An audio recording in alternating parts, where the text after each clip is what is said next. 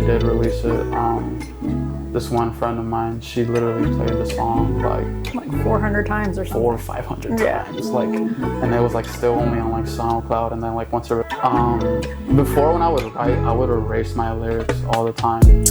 Like if it like didn't satisfy me right there and then, like I would delete a lot of my lyrics. Yeah. If a mime ever wins a TooGood open mic, I'll give you $500.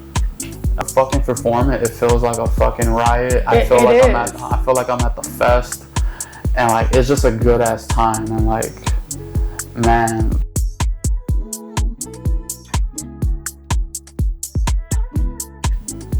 Hi guys, it's Melly Starz, and I'm here with another very special guest of this season. He's a kid, but also a punk, but he's always Juli. Give it up for Juli.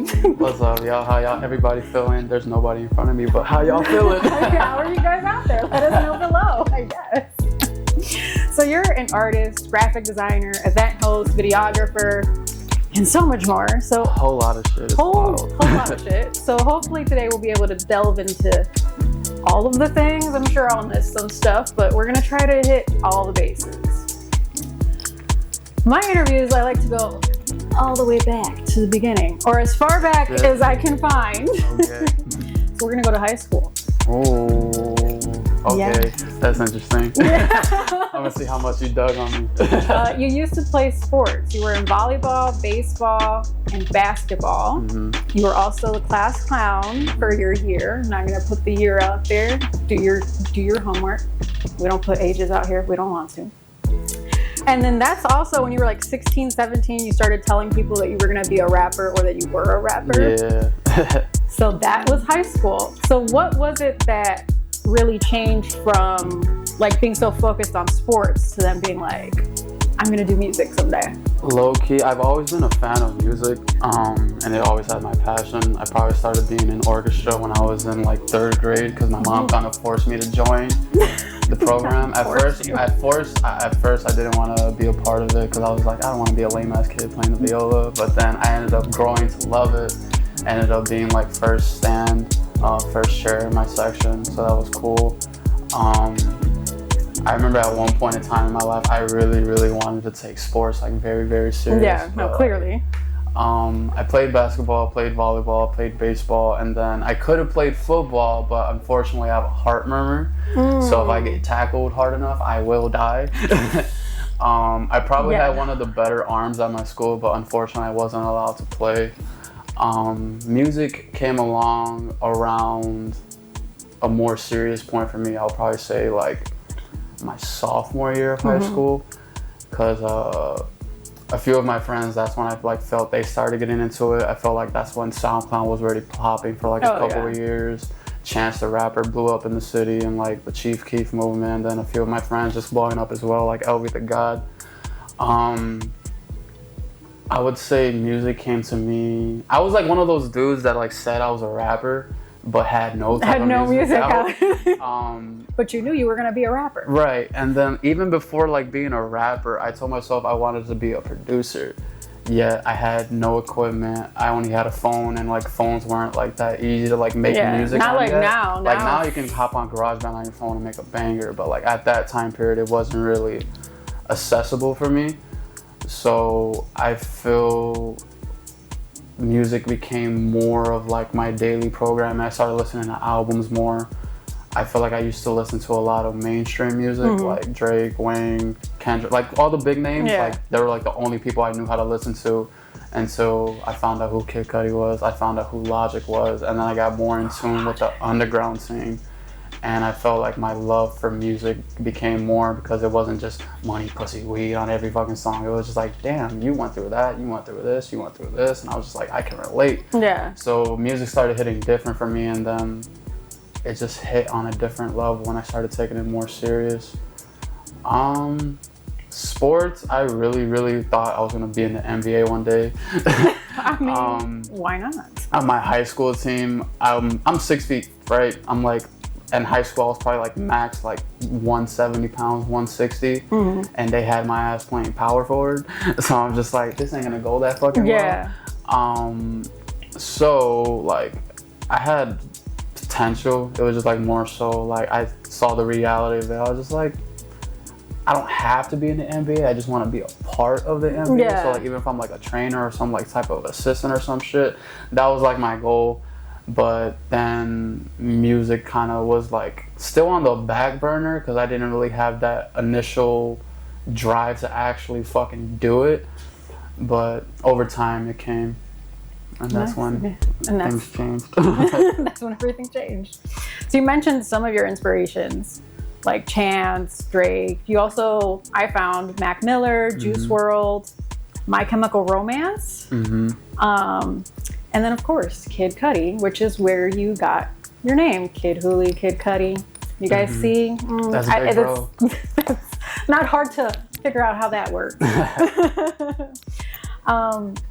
We're gonna get into your first project, which is A Kid Named Juli, obviously inspired by A Kid Named Cudi. I also used to be a very big Cudi fan, so this is easy for me.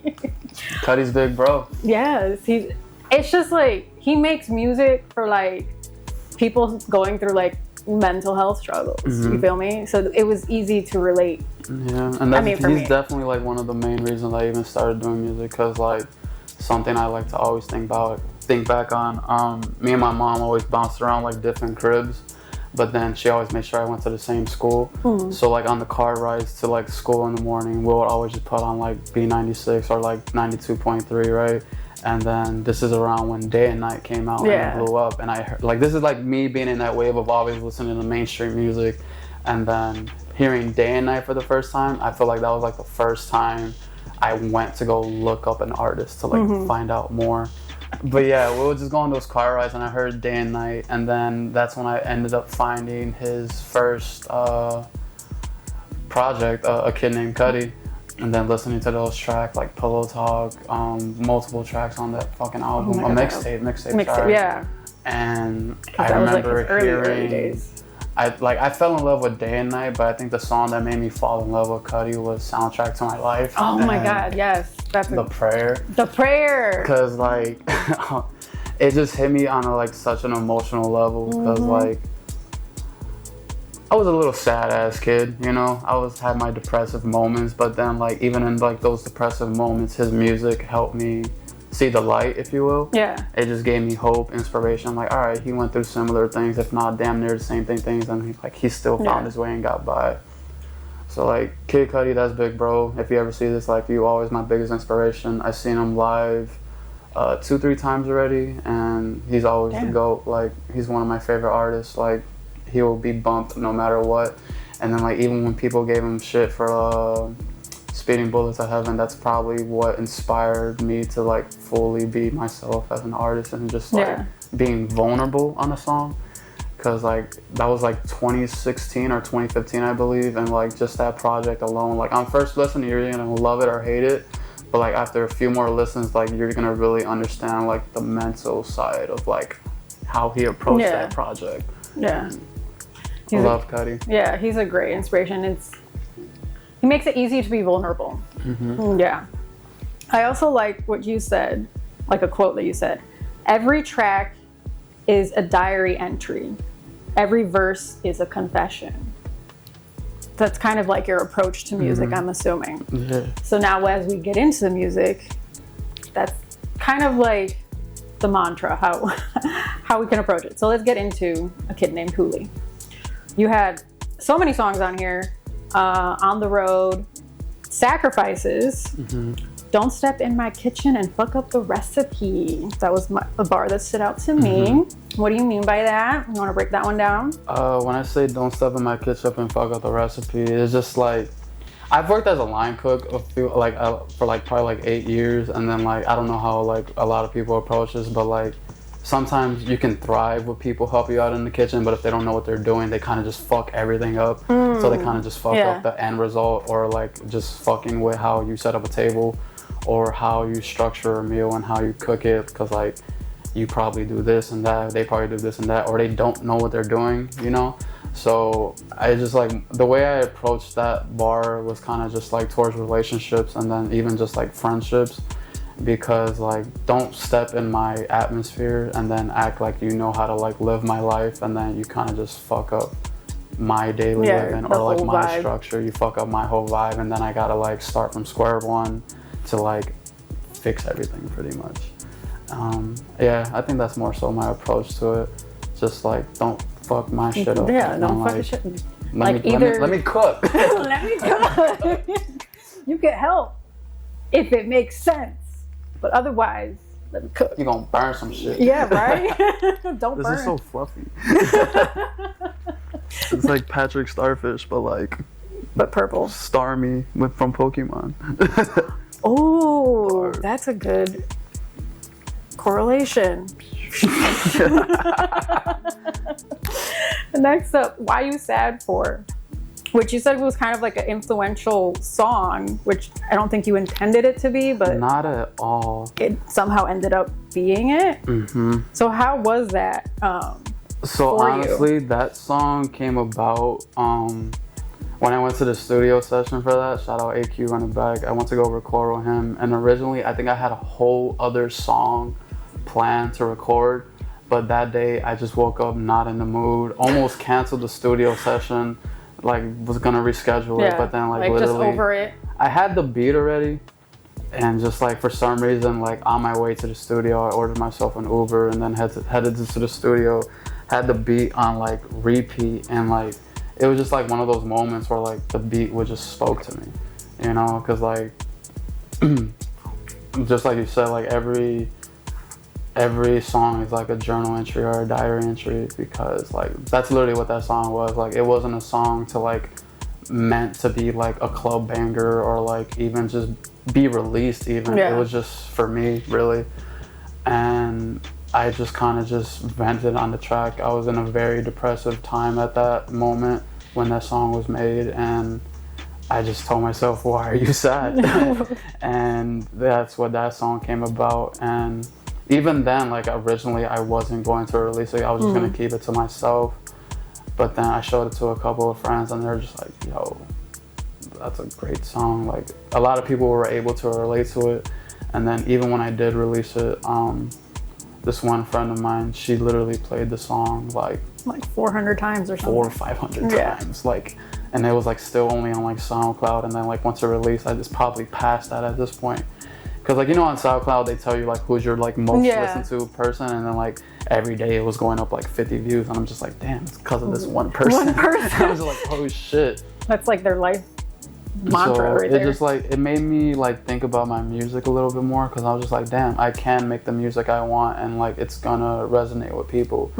Cause like, I felt like when I released that project, I was so focused on Sacrifices and Faded being and like Faded, the bangers. And like, which they are. They're bangers. It's just like, it made me appreciate my music more, knowing that like the lo-fi vibe, cut beat, like the more chill song was the most streamed one. And I was like, damn, like.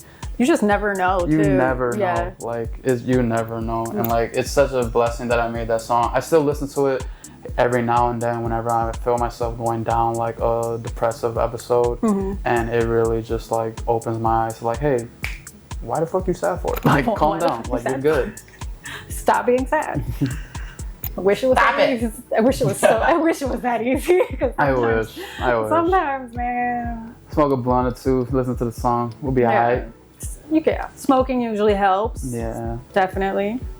Then you had No Love, Sorry Not Sorry. You also had Remedy, which I have a bar.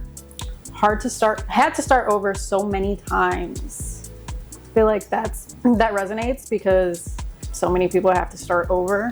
And like you mentioned earlier, you know, you and your mom moved around a lot and stuff like that. So you also had to start over a lot. Yeah. So how is starting over for you? Are you just kind of at this point like used to it? I would say I'm used to it. I feel like every time I do have to start over, in a sense, I kind of approach it with more knowledge to not make the same mistakes as the past or go down the same rabbit hole that keeps me in that same loop. Yeah. So starting over is normal. Like no matter what type of scenario it is, it's gonna happen. It's just more so, are you doing the same shit over and over again, or are you applying what you knew the first time around and learn the lessons that from the mistakes or progress that you made the first time around and applying that to the next time you start over. Because I feel like some people start over again and again and again, but then they don't really change shit again and again and again, and then they question why is this happening? I keep trying to better myself, but like sometimes you just gotta have like a deep conversation with yourself and just be like, what do I need to fix? What do I need to address? What am I doing good? What am I doing bad? Is this person beneficial for me? Am I beneficial for them? Are we just loopholes in each other's life where it's just going to be, if we interact all the time, we're just going to go down the same path over and over and over again? So like even with Remedy, it's like me talking about how I need pretty much like my cure for like all my bullshit. And then you referenced the had to start over so many times I had to restart my rhymes. Before, when I would write, I would erase my lyrics all the time. Like if it like didn't satisfy me right there and then, like I would delete a lot of my lyrics, which I regret, because what I learned after not deleting my lyrics anymore is that like sometimes you can either apply it to a whole different song and then just fill in the gaps when you need that assistance in your own writing, or it's just like you don't have to put everything in the song. Sometimes you can just have it to yourself, you know. And Remedy is like one of my favorite songs. I wish I would have put it on my next album, Visions. Yeah. I feel like it should have replaced one of the songs on there, but I'm happy for where it's at. Still one of like my favorite songs I ever made. Even that studio session, everyone was like, do a banger. And I'm just like, no, like, no, I want to do this. I want to do this. Yeah. And like, it's a beautiful song. I love it. Like, I probably listened to it, like, I haven't probably listened to it in like a month, but like that song holds such a special place in my heart. Shout out Nefty Beats, he produced it. It's such a great song. Like even then, like it's still a banger. And like even then, like the second half of the song probably has like one of my best like rhyme schemes that I think I've ever done, in my opinion. And I love that song. I fucking love that song. Well, I'm glad that I brought it up. Because I feel like it was an overlooked song a little bit. Very. Yeah, and it shouldn't be, because it's one of your favorites. Then after that you have Faded, which we kind of talked a little bit about, which was supposed to be your banger, which it is. And then this is the one where it's okay to say you're not okay, which every time you perform this, I'm like screaming at the top of my lungs. I think everybody pretty much just at this point knows that song. So Faded is such a crazy song. Just like thinking back on it, because like I made the beat, right? A lot of people don't know that. Like I produced Faded. I remember like when I was like in my producer era, I guess. I'm gonna address this. I'm a very lazy producer. I am capable of making beats, but I am not gonna make beats all the fucking time. But like I had probably like a good like 6-month gap where like I was doing nothing but making beats, and then originally like I made Faded at like 3-4 o'clock in the morning, high as fuck. My room at the time was probably like the size of like a pantry closet. Oh my god. So like it was a very small room, and I was just cooking up on my laptop at the time, and like it was like one of those laptops that fucking take forever to load anything. So cooking up on FL was like terrible on that shit. But I remember producing the beat and then made the beat 4 o'clock in the morning. My roommate came in, bro, can you shut the fuck up? Fix the fucking 808 on that shit. It sounds like ass. I'm just like, bro, leave me alone. threw my headphones on, and I was just like, cool, we're good, I'm locked in. I fucking fell in love with the beat. I love the drop. I know the 808 is off. It's off on purpose because motherfuckers was faded, and that's the point of it. But then, like, even then, like, I didn't think I was gonna hop on the song, because that's not how I really approached it. Like, I was probably freestyling while making it. Yeah. But, like, at that point in time, I didn't think I was gonna be on the song. I was gonna, like, make it for whoever wanted it, pretty much. But I knew, like, the hi-hats were, like, not normal for, like, what people are expecting sometimes. So I tried finding someone to want the beat, but they weren't really interested. But then I think, like, they didn't see the vision. They didn't. Like a year or two later, like I still had the fucking beat, and like still no one really was interested. Like they liked it, but they weren't like enjoying it enough to like want it. And it's not like I was gonna like charge or anything, right? Yeah. Like it was just like no one really wanted it. I was like, cool, whatever. But then like I remember I met Juno. Shout out Junotheyungjedi. Shout out Juno. And me and him started like tapping in a little bit more, and then like I would go to his crib all the time, and we'll pretty much just have like freestyle sessions. So I would just show him all the beats that I would have, whether if it's produced by me or just like my homie Nefty or whatever beats I had available that I wanted to do songs on. Because at this point I was pretty much like invested in like wanting to do music as an artist.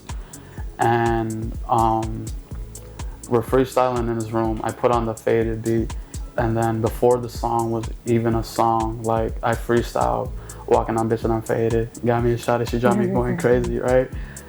I fucking freestyled that, and he was just like, yo. Like he was like, bro, you just did something. I was like, even then, like we didn't even fucking process what it was, but like in that moment, like when I did come back to the song, I remembered that freestyle. Yeah. And like those 2 bars alone helped structure the whole fucking song. And when I did record it, of course I did, I went to the studio high as fuck off of psychedelics for the first time. First time recording a song off of psychedelics, and the first time writing a verse at the studio, because before I used to just like always have the whole song ready or like have ready to go, but then I pretty much wanted to challenge myself, and I said, cool, I'm gonna challenge myself off of drugs. So went to the studio off of psychedelics, made Faded, and like literally to this day, like I didn't think it was gonna have the impact that it did. Yeah. Because like it still does. I remember I was on the train one time, and I don't know if Faded was released yet at this time, but like I remember like just I was on the train on the CTA, and another like not the best day I was having, and I started recording myself, and then like I literally like was pad faded on in the background, and I'm just singing "It's Okay to Say You're Not Okay" into my phone. And then I remember just like watching that video, like even though it's like 10 seconds long, and like it just hit different, you know? Yeah. And then when I finally did release the song after performing it so many times, and then even then, like I was so scared to perform the song because I thought people weren't gonna like it. Yeah. And then like I remember the first open mic I went to that was Tomorrow affiliated. Shout out to Walt, shout out Astro, shout out Lazzey. Like I did Faded, and I think I did my song Paranoia, but like I wouldn't have done Faded if Juno didn't encourage me to do so. Yeah. Because like I didn't think people were gonna like it. I thought the 808 was gonna be too much brought up, because like the 808 is not in tune. I know it's not, but like but it's intentional. But it's intentional, and to me like it makes sense. But I don't really know how else. But like that song, it's like it's such an energetic song, but I'm like touching on so many emotional things, from just like letting go of people that are wasting my time, relationship issues, and then just like knowing my own internal struggles and knowing I gotta get myself out of that. And then the second verse is like me basically saying, I know I'm that motherfucker, that I'm talented, I know I can be a leader, I know I can do this and that, but like I can't let people drag me down pretty much. So like on an emotional level, it's okay to say you're not okay. I'm not trying to be corny. Like, thoughts up in your brain, that's some shit you must convey. That's some shit you gotta talk about. Like, I felt for a long time I used to be quiet a lot about my issues. I used to be quiet about a lot of my issues. I wouldn't want to address it. I would just let it bottle in and just hold me down.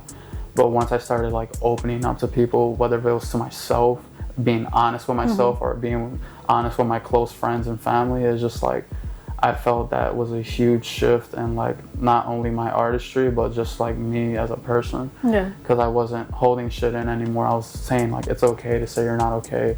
If you got to talk about some shit, talk about it.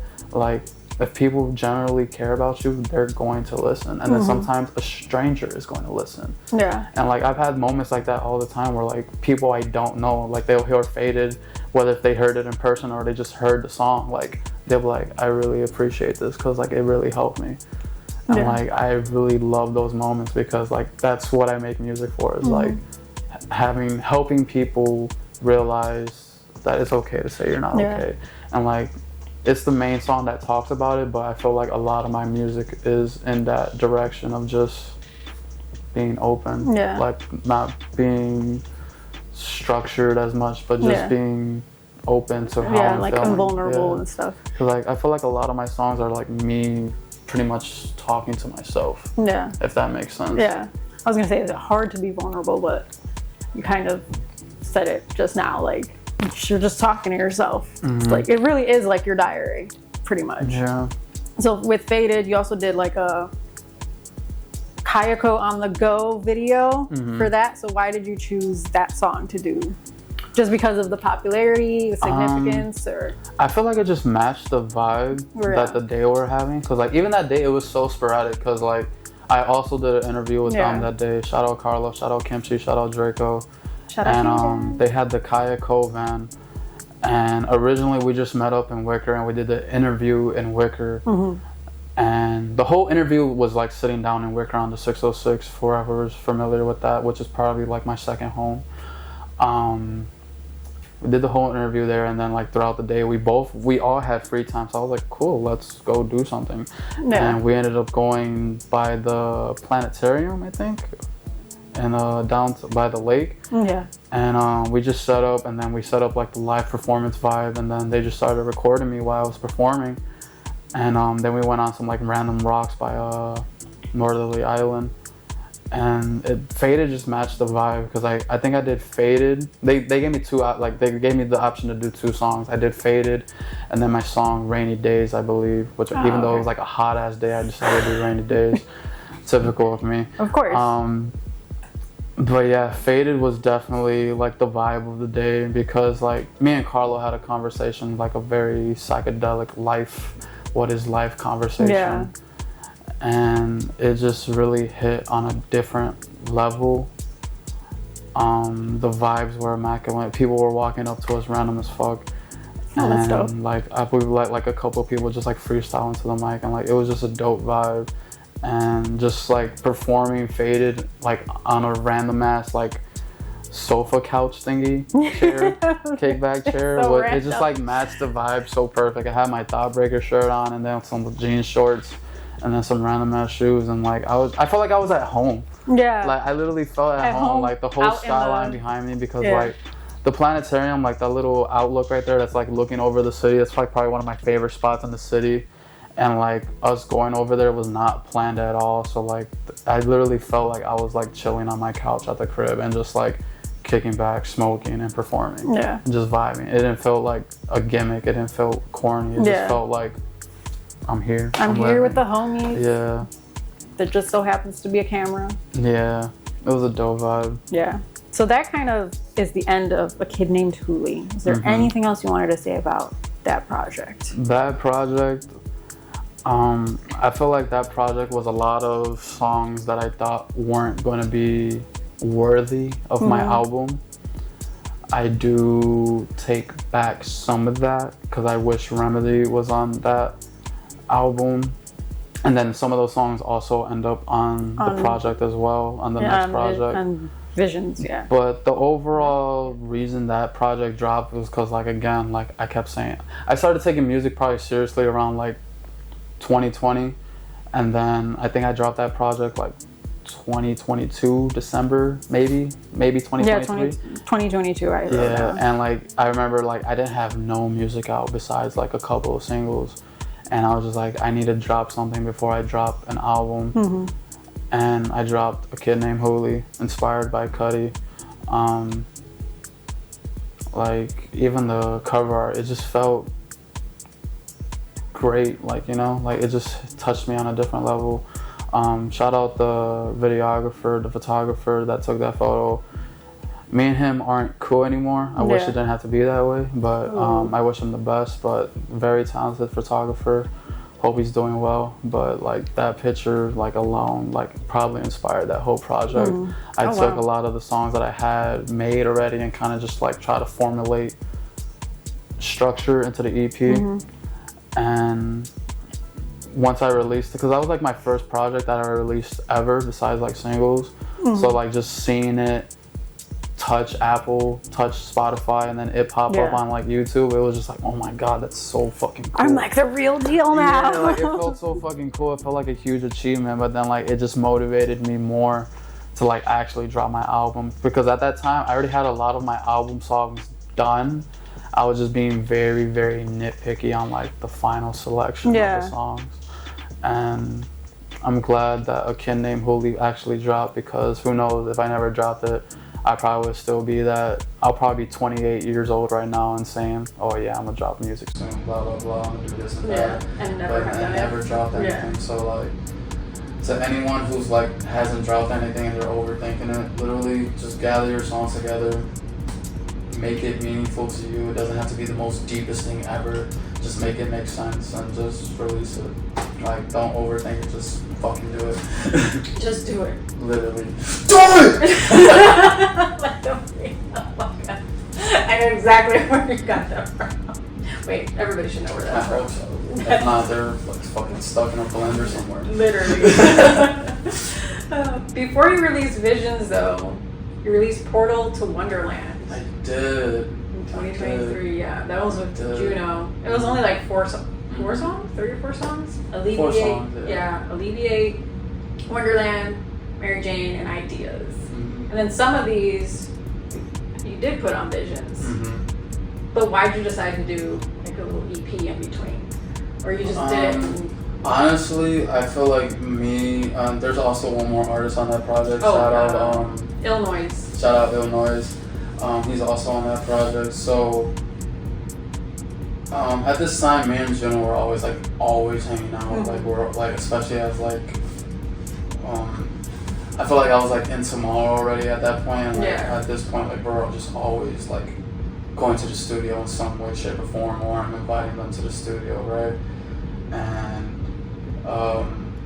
the first song is just me. That's Alleviate. The second song is Wonderland. That's me and Juno. And then Mary Jane and Ideas both have all 3 of us on the songs. And I don't really think it was planned. It was just like, damn, we got like some solid songs together. Like it's gonna end up on a project someday. Yeah. And like I feel like we're kind of just like talking about it too much. And I was just like, I'm just gonna do it. Do it. Like literally, I'm just gonna do it. There was a 420 event that happened, and I remember, I think we performed Ideas, and then literally as soon as we left the 420 event, I dropped the project. It either dropped on 420 or like 421. It's one of those days, but it literally dropped on 420. The whole idea behind the project though is because like Portal to Wonderland, like eventually we gotta get to Wonderland, right? Yeah. So that's Portal to Wonderland is just an EP. Me and Juno are in the works on a Wonderman project, which is eventually going to lead to our Wonderland project. That's very very top secret information though.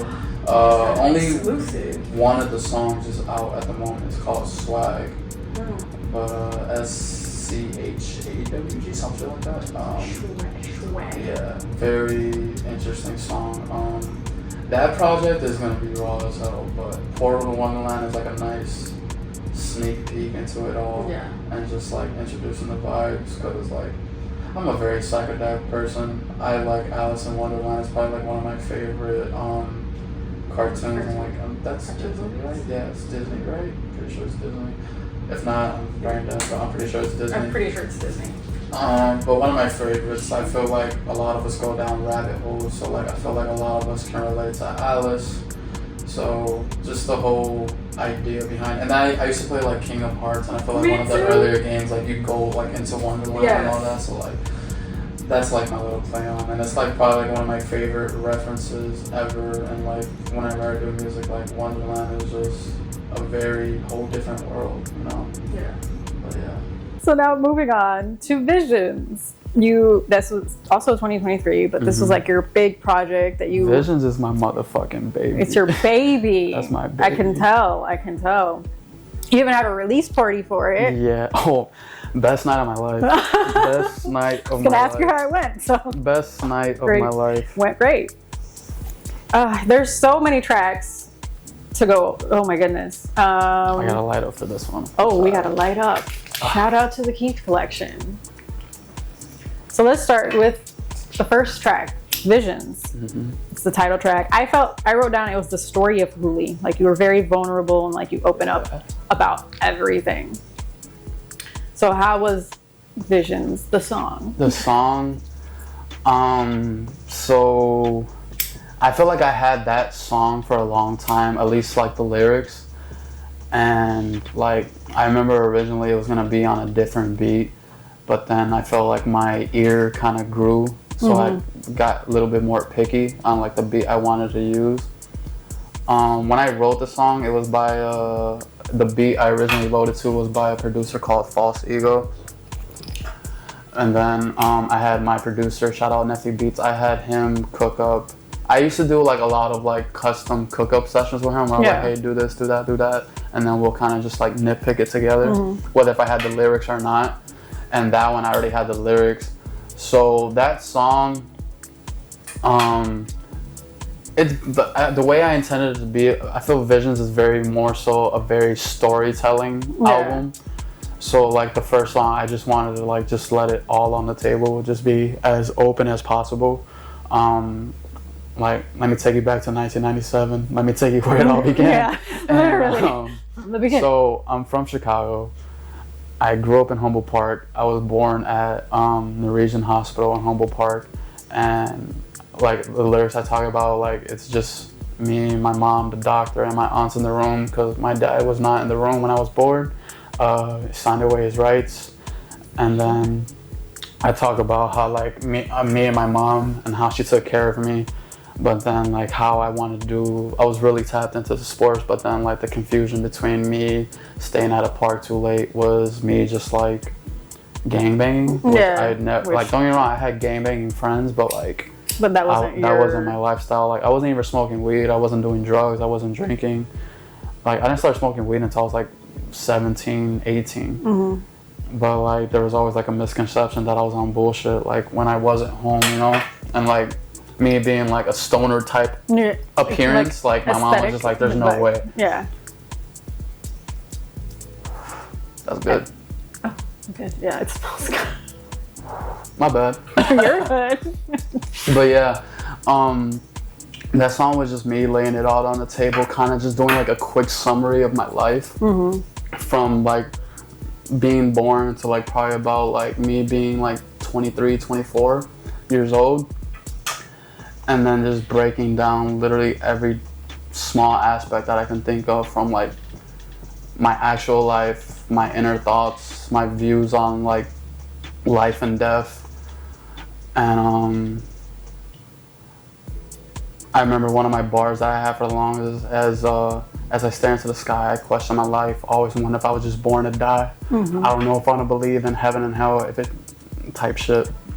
And as a kid, I used to be real scared of dying, where like I would literally leave my room, go cry to my mom and be like, Mom, I don't want to die, I don't want to die. Like, just being scared, you know?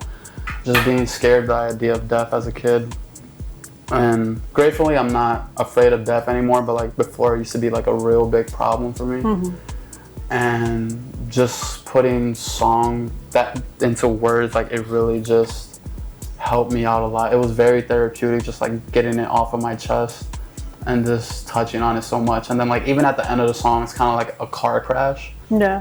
And I haven't been in car crashes, but I've been hit by cars. There's a scar on my forehead. I got one right here, and then on my hand right here as well.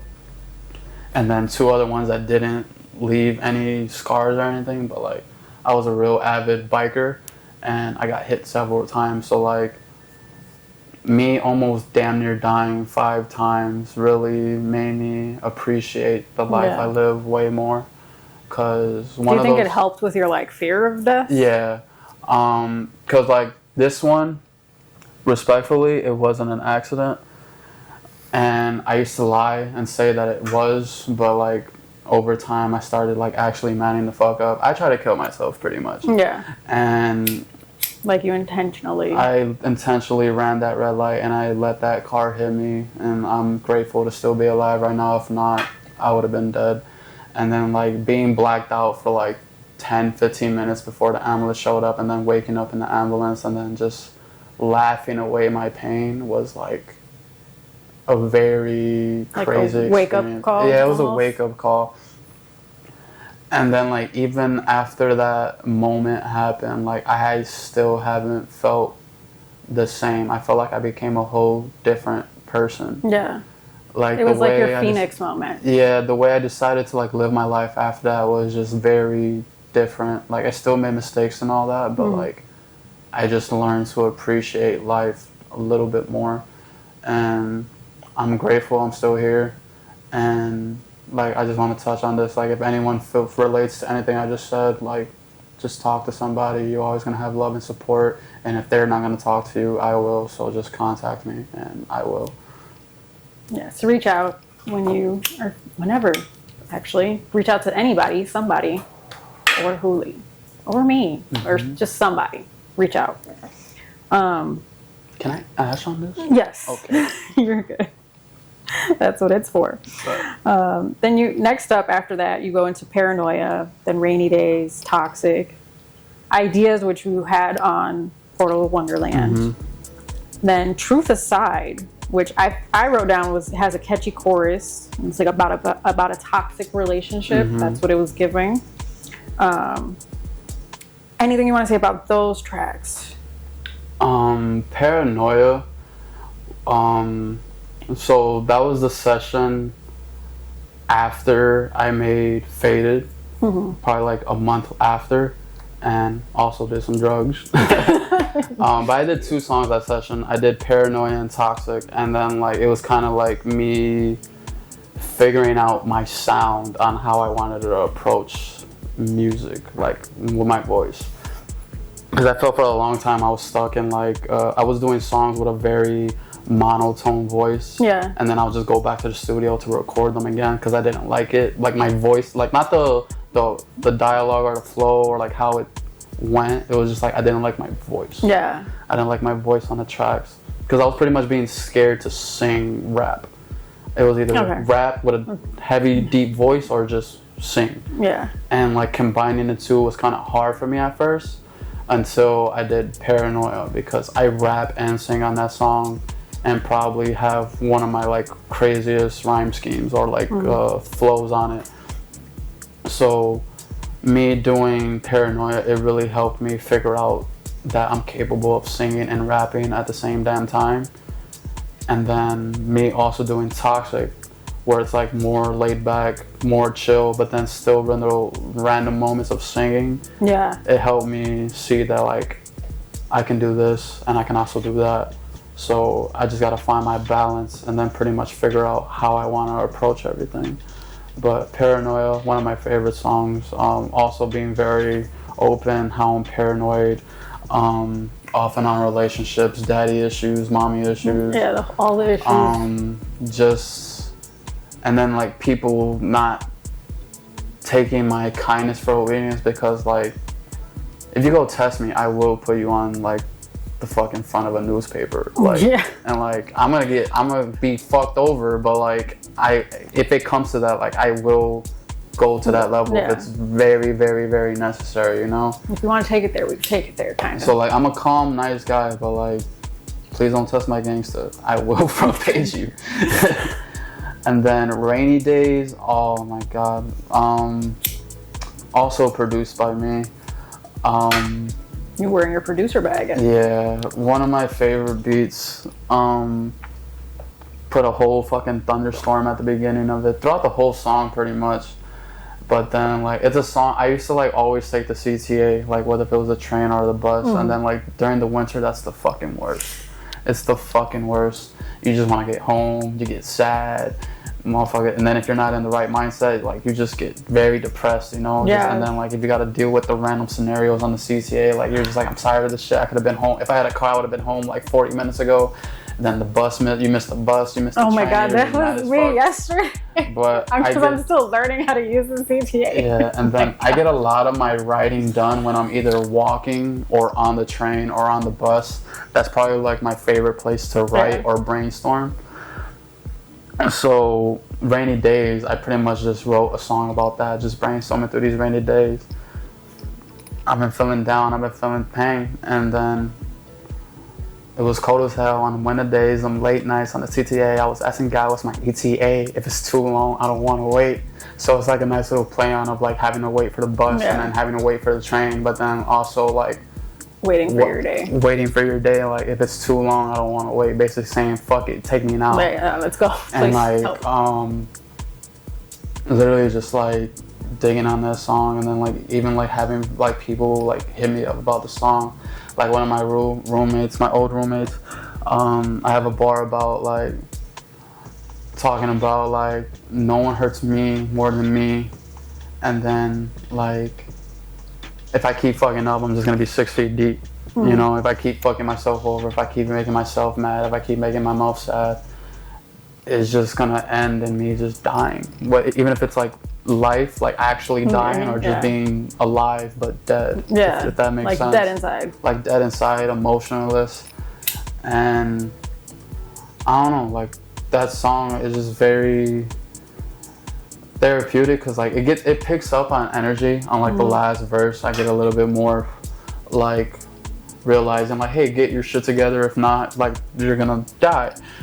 Like whether if it's literally or like theoretically, it's just like me hyping myself at the end, because like I remember there was one time I performed it at a different 420 event, and on the first verse I literally broke down crying, but then within the same fucking song I picked myself up through my own lyrics, and like I literally turned it into like a very energetic positive moment when like I damn near like almost collapsed of just like being that fucking sad while performing. Oh my god. But it also motivated me to like, hey, wake the fuck up. Wake up, you know? Let's do this. And then ideas, that's pretty much just like smoking banger, get high as hell. But then even then, like I like to make all my songs somewhat deep, so like it's like another like play on words kind of thing. Like it's like a play on from rainy days, because I'm like brainstorming on rainy days, but then I have my ideas on ideas, talking about how like we live in a fucking bot ass system. I think this was like when this dude was still fucking president, fucking Trump, when the first time around. The first time, yeah. And then like don't listen to Donald, I'm not rocking with stupid. Like I don't really support his movements. But then like even then, just like about life in general, just like letting go of certain people that don't fucking benefit you. And then just kind of just like talking about just overall growth, and then brainstorming my ideas to just get my shit together, you know.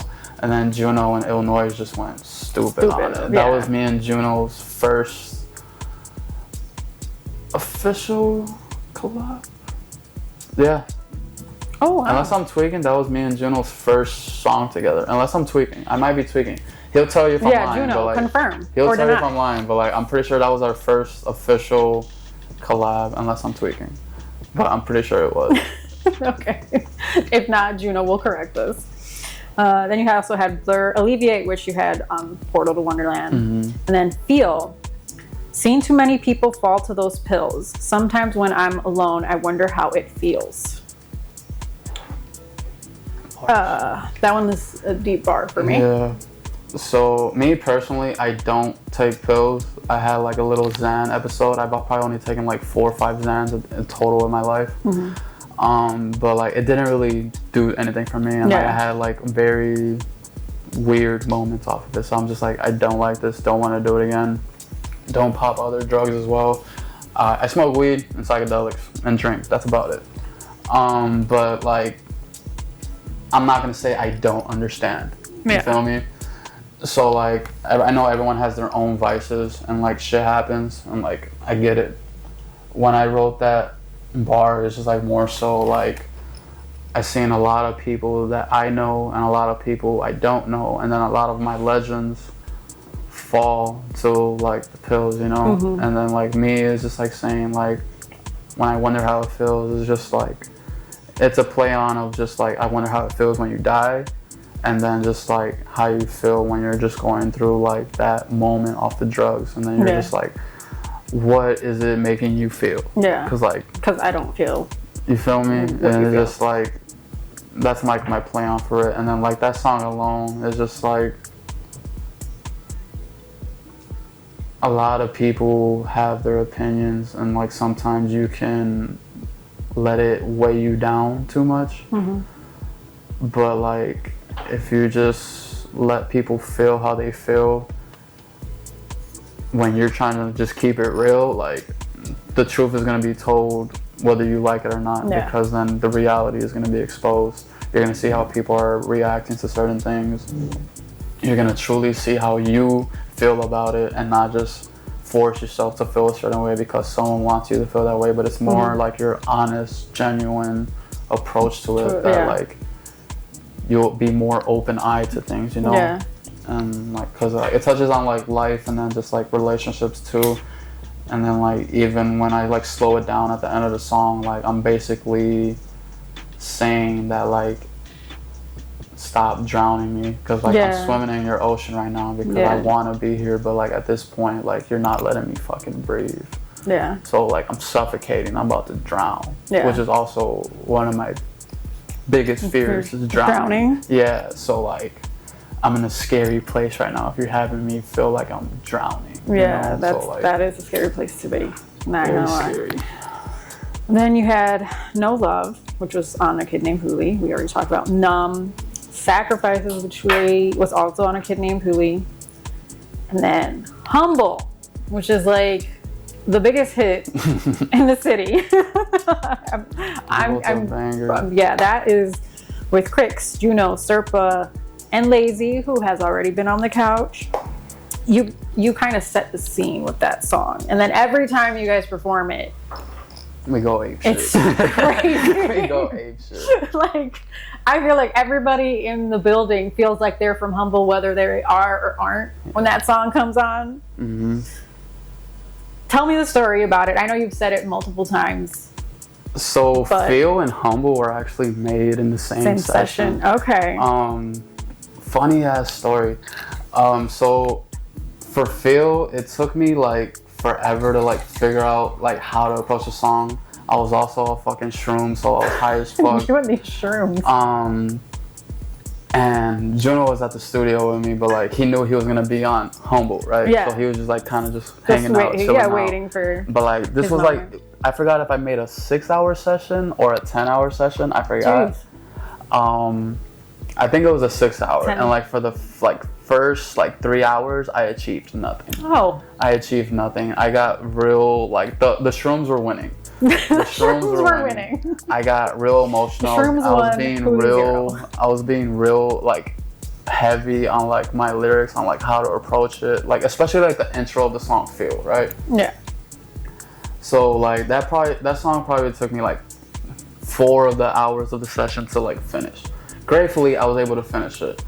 I think everyone pulls up to the studio. Were you there, Jonah? Jonah was there. Serpa was there.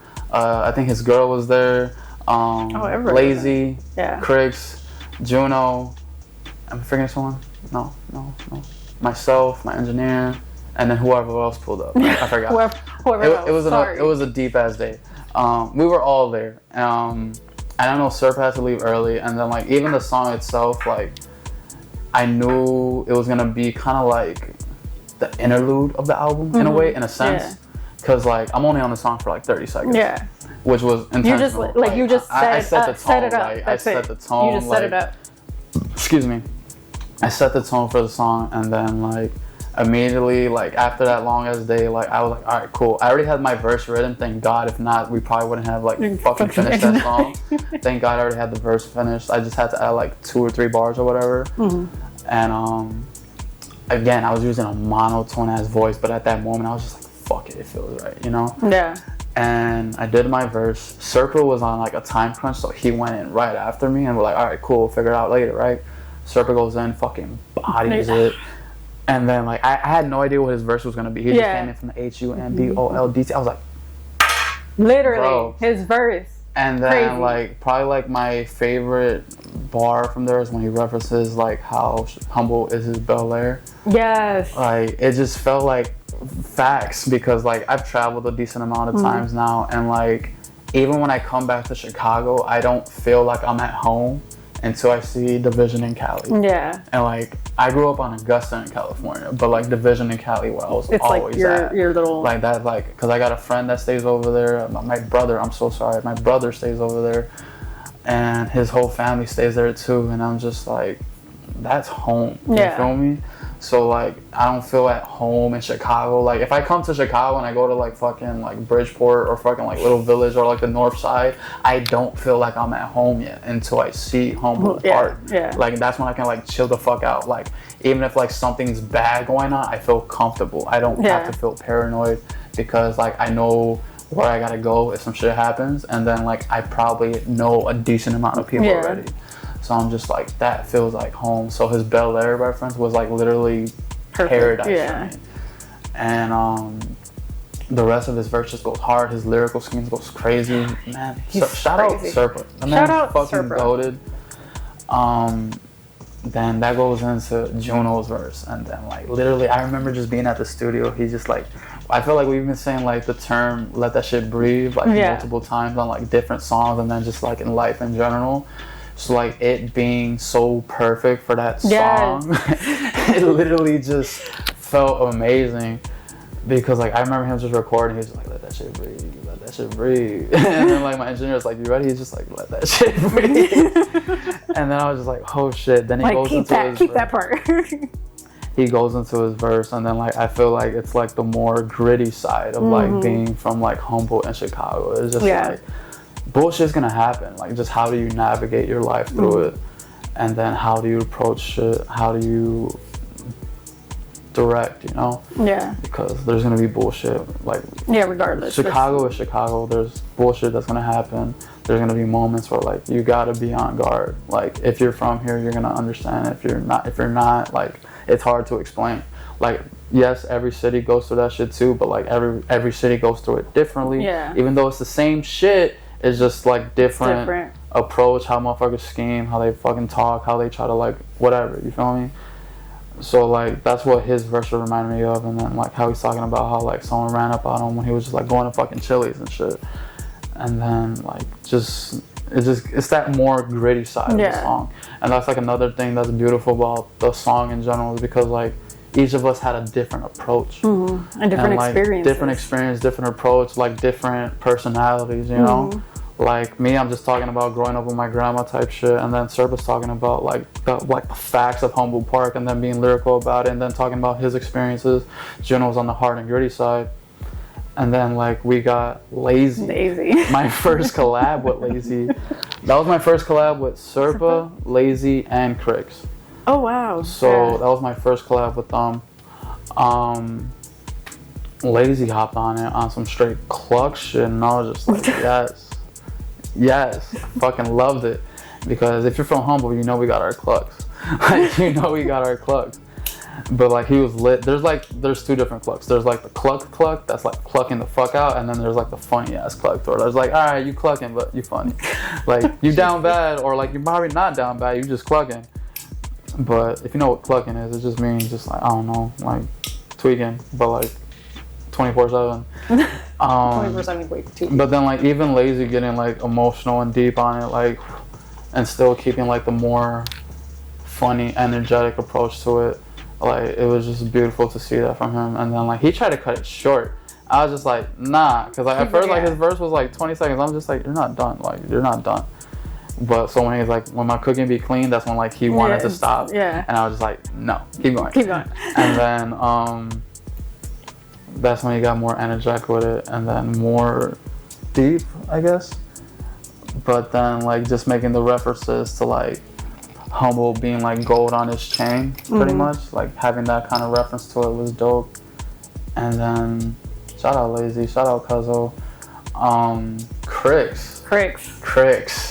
The fucking unexpected riot that we were not expecting, but we're so thankful that it happened. So like the story with Crix is like him and he's not my legal brother, but he's pretty much my brother. Him and my brother are pretty much related now because my brother has been dating Crix's sister for a long time. Oh, okay. And like this is even before I knew who Crix was. Like I knew her like way before him.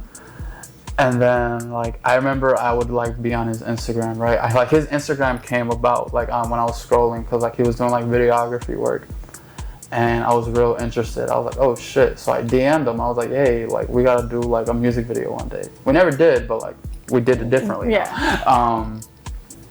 I remember us having that conversation, and then like nothing really came about it. But then one day I went to go hoop with my brother, and then like her family was pretty much there, like a lot of the brothers or like the cousins or whatever. And then Crix shows up later, me not recognizing him because like when I saw his picture like on Instagram, like he had hair and shit. But then at one point, like he like shaved his head. Oh. So like this is like when he came back after he shaved his head, and I was just like, I know this guy, but I don't know this guy. And I didn't know there was a connection between like him and my brother yet. Yeah. So after that happened, I realized it. And I was like, oh, after we hooped and I left, I was like, oh shit, I know this motherfucker. Yeah. And then I think I had hit him up, and then we started chopping it up. And then that's when I got more in tune with Tomorrow and then like all the open mics and all that. So when I invited my brother to come through, Crix ended up coming about, and Crix had his camera. Crix used to be quiet as fuck. He wouldn't say shit to anybody. He'll probably like say hi or something, but he was kind of just like chilling with the fam. Chilling. Big chilling. And then he was at my first set performance at Sub T. That I did with like Scully and Too Heavy, and he was there. He recorded it. Still never sent me the footage. You know he has it. Crix, come on. Crix and fucking Juno, gatekeepers of footage of fucking content. Juno and fucking Crix. Maybe you too, Jonah. I know Jonah got a ton of content he be hiding. So we're all at the session, right? And then. This is like after like Crix started like popping out to the events more, right? He still wasn't like formally introduced to like everyone. Like he was just kind of just like show up and then like kind of just like do his thing. But then I invited him to the Humboldt session. Like not everything he was gonna record, right? And then everyone pulls up. We're all mingling. We're all chilling. We're all vibing. Everyone's having a good time, right? Everyone does their verse on Humboldt, but there's still like space. 20-30 seconds left on the song, right?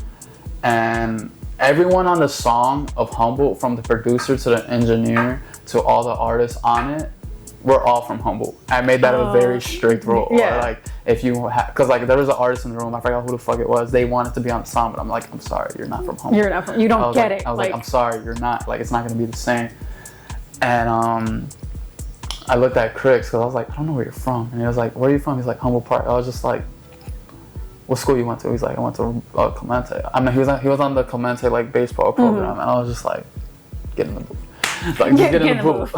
Get in the booth. And then like he kind of just like gets up, he does his thing, and then originally like the beat was like it didn't have like a lot of drums on it, so we had to like fix it because at first he was kind of like singing to the beat. And I knew what he wanted because there was no drums, but like he was looking for the drums, but they weren't there. Because I could tell like he just wanted to vibe the fuck out. But the part of the beat had no drums on it, so I was like, we gotta give him some drums. So I had my engineer fix it up real quick so that the drums can be there, and I added the outro is probably like 30 seconds. I think his whole part's like 30 seconds. And in one fucking take, Crix did what he did. In one fucking take. That studio session was insane because like you ever been at the studio and then like someone's recording but like you're not really like taking it super serious to like pay attention.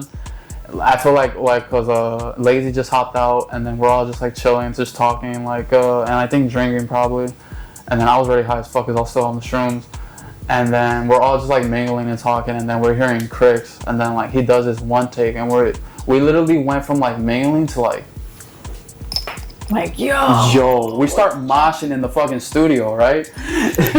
We start moshing in the studio the first time we heard it, because like I remember I was sitting down like at because there's like a glass panel between like the room and then the booth. Yeah, in the booth, yeah. And then like there's like a curtain in between, but like the part of the curtain wasn't closed, so only I can really see him. So like I literally went like this, turned, saw how he was hitting his notes, and then like he hit like the the more energetic part of it, and I just lost my fucking mind. Yeah. Because it was the last thing I was fucking expecting.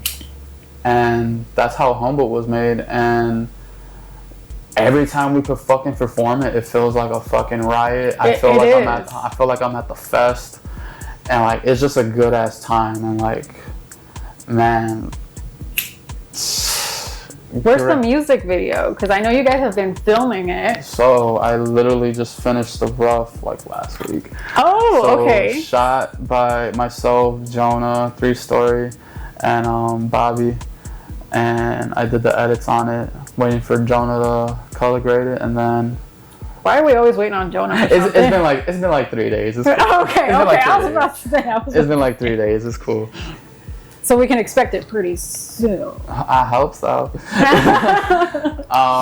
Yeah, but like even with like the videos, like I've been taking my time with them. Yeah. I don't want to rush them. No, you got to take your time. But like, so I can show you after the interview. Okay, like, yeah. It's gonna be raw. Oh my god, it's I'm gonna be excited. Raw. That's just gonna be raw. I'm excited. I'm so excited for that video. It's so necessary because that song is such a hit, and I think it's so relatable to a lot of people. I mean, anyways, people from Humboldt, obviously. So I think it's like the Humboldt anthem, if you ask me. Literally, like we get that. They let us perform at the fest. It's over. They have to. One year they have to. They have to. Like, if that happens, I won in life. I don't need to do a cheat anymore. I won in life. You won. I think you already won, but that's definitely top tier.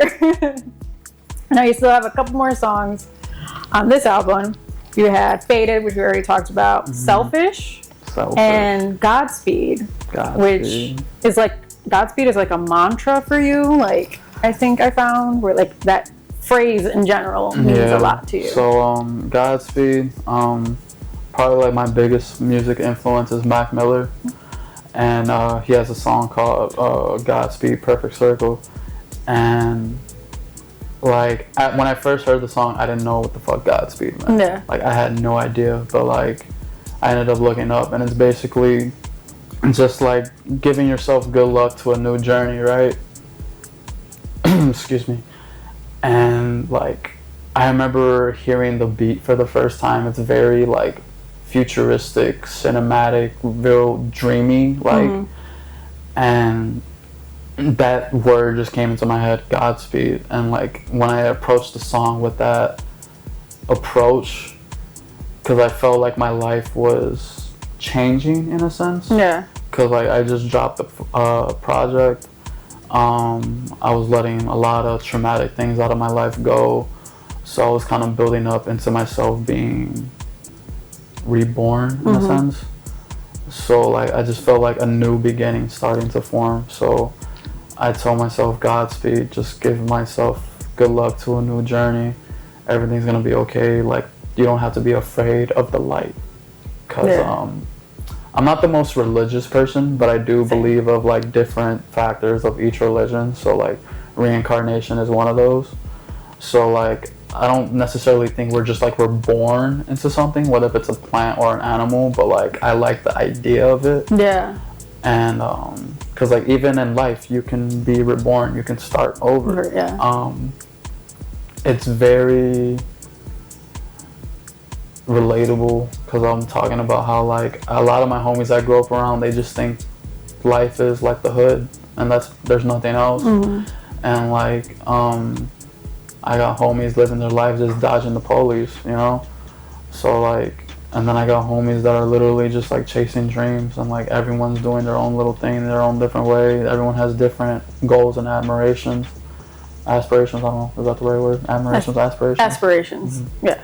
CPS schooling system, you're welcome. But yeah, like it was just kind of just like telling myself it's okay to let go. Don't be afraid of the new beginning. Let yourself fall. Like you're gonna start over, and like you're gonna be good. We gonna be okay. We gonna be all right. Shout out Cudi. Shout out Kendrick. Shout out Cudi. But yeah, I love that song. So that pretty much wraps up Visions. So after Visions, Kid Juli decided to become Punk Juli and drop a whole tape earlier this year? like fairly recently. It's been like a month. Yeah. It's been fairly recent. So now let's get into Punk Juli and that whole era, because you kind of started talking about being a punk back in like 2023, I found. So this is like something that you've kind of been building towards for a while, I think. Yeah, honestly, the way Punk Juli of Riotus Renaissance came about, or just like Punk Juli himself, I feel like there was like little subliminals that even I found like later in my music, and like just saw like the little hints of it. But like the overall actual punk came about. I dropped my album October 13th. I dropped Visions October 13th, 2023. And originally I told myself I was going to take a break from like making music. Like I was still going to like perform and stuff and all that. But like from like actually making music, I was going to take a break because Visions took up a lot of my time. Visions was a thought in 2015. Wow. It was a thought. Like, I remember having, like, a list of, like, oh, I'm going to do Visions, or I'm going to name it. Originally, I had, like, 3 different names for Visions. It was going to either be Views, but then Drake ended up dropping Views. Views, yes. And then the other one was Only Time Can Tell. That was a thought. But then I ended up going with Visions. Even had the cover art since, like, 2020, 2019, maybe. Oh, wow. For the album. And then like it took so much of like my time and energy, because like when I dropped that album I was kind of just like nothing else really mattered. So when I finally released it to the world, it was like very just like, oh, get the fuck off me, you know. Just like released it to the world. And I thought I was gonna take a break. I thought I was gonna like not do music for a little bit, but then around that time frame, like even months before I dropped my album, like I think I was exposed to like a different community. Like with my old coworkers, like we would all go out after work, right? And then like my community that I was a part of, like my close circle, I'm so used to like everyone listening to hip hop all the time. But like when I would go out with them, whether if we're at a bar or if we're like in the car ride or just like hanging out, or even like my homie just playing his bass or his guitar, it was my first time being around people that like catered to more grunge, punk, rock type sound. And like I've always liked rock, I just never really dove super deep into it. It's like, unless it was like Guitar Hero, like My Chemical Romance, American Rejects, 3 Days Grace, Green Day, etc. But like I never like fully listened to like projects or like super invested in it. But then being around my coworkers and all them, being exposed to it, and then like still being a part of like the hip hop scene and seeing how like I was having more of a good time like music wise on the rock side, and I was like, damn, this shit's a vibe. Like it's not just about fucking bars or just like trap beats. It's like this shit's beautiful. Like it's lit, it's loud. I love loud music, so I'm just like, this shit's amazing. And then one night I was just like going through beats. And I got tired of looking up hip-hop beats. I got tired of just looking for the same old. So, I think like my music discography that I was like listening to was like a lot of rock music. But like I wasn't really like thinking about making a rock song. Right. But then just going on random YouTube beats and like, oh, just punk beats, grunge beats, rock beats, whatever you want to name it. I ended up finding this one producer that goes by Lazzey, some shit like that. It's like Galaxy, but like Ixic at the end, some shit. I don't know. Galaxy? Galaxic, whatever. Yeah. You know who you are, maybe. What became my song "Goodbye Forever" was the first beat that I like fell in love with, and like it was like a nice pop rock beat, you know. And I just remember freestyling it to it that night, like over and over and over and over again. And I was like, fuck yeah, that shit's lit. So I was like, cool, I'm eventually probably going to record this someday. Not thinking that I'm going to do it right there. Right there. But then, I don't know if you know who Lavender Skies is. Like, I've heard the name. Yeah, she's raw. But I don't know. Couldn't place it.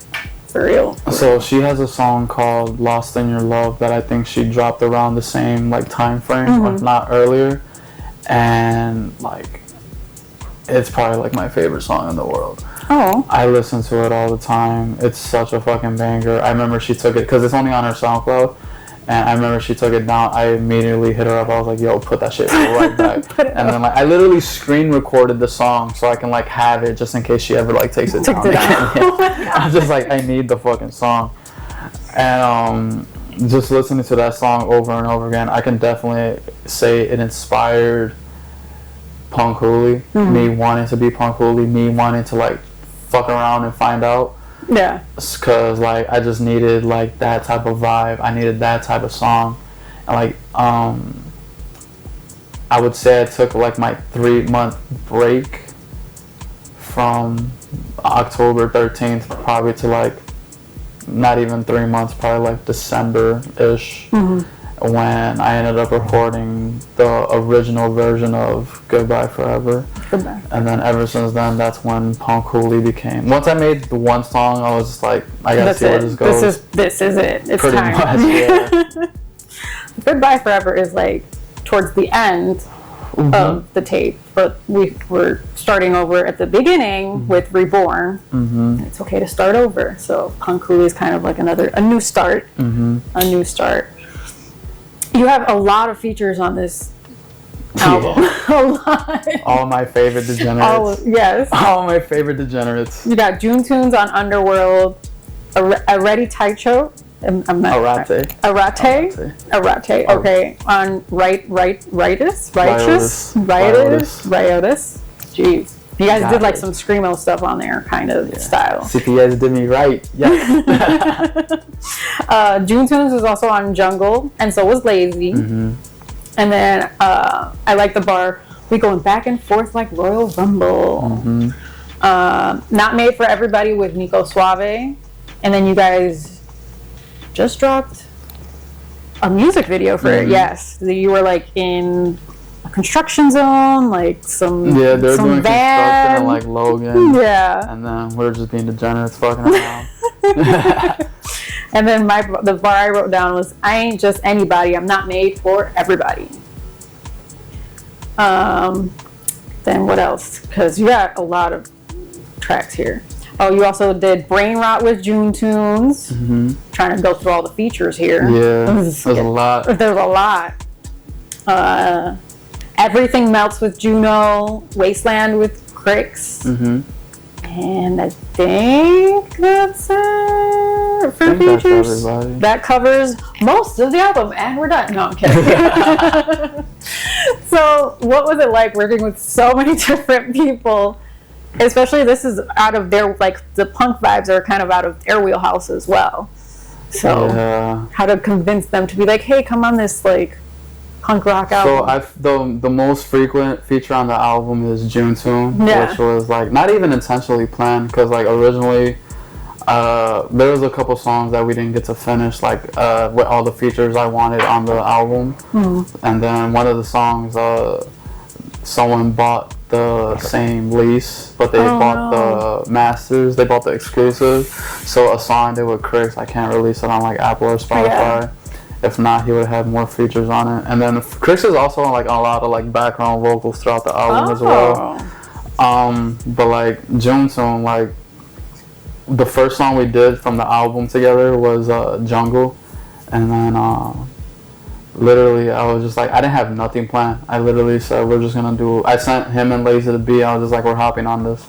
Like, I didn't know structure. I didn't know anything except that it's going to be us three. I like to do that a lot, though. I'm real picky. If I, like, hear a song or I hear a beat and I really, like, hear someone else's voice on it and I think it's going to complement well, like, I'll, like, be like, hey, only this person can be on the song with me. If not, like, I don't know if it's going to be made. But that's how my brain works. And I just kept hearing June's and Lazzey's voice on the song. So I brought them to the studio. We made it again. Psychedelics. Some psychedelics. My favorite moment of that session is because, like, I was high as hell, right? I think I did another song before that. I'm not really sure if I did. I don't really remember. The psychedelics one again. Yeah. But I remember I did my verse, and I told June to, like, start it off right, because, like, it just felt right.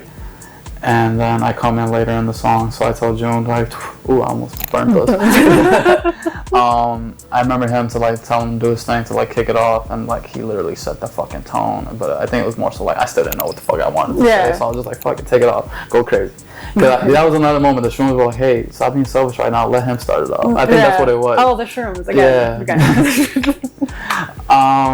But yeah, he started off, then Lazzey kicks it in.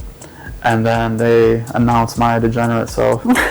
And then, like, the vibe is just... It's such a fucking banger. Like, I like to think of the song as kind of like a club setting. And then, like, you know how, like, working events, you're kind of just, like, having fun, but at the same time, you got to pay attention to, like, all the other shit.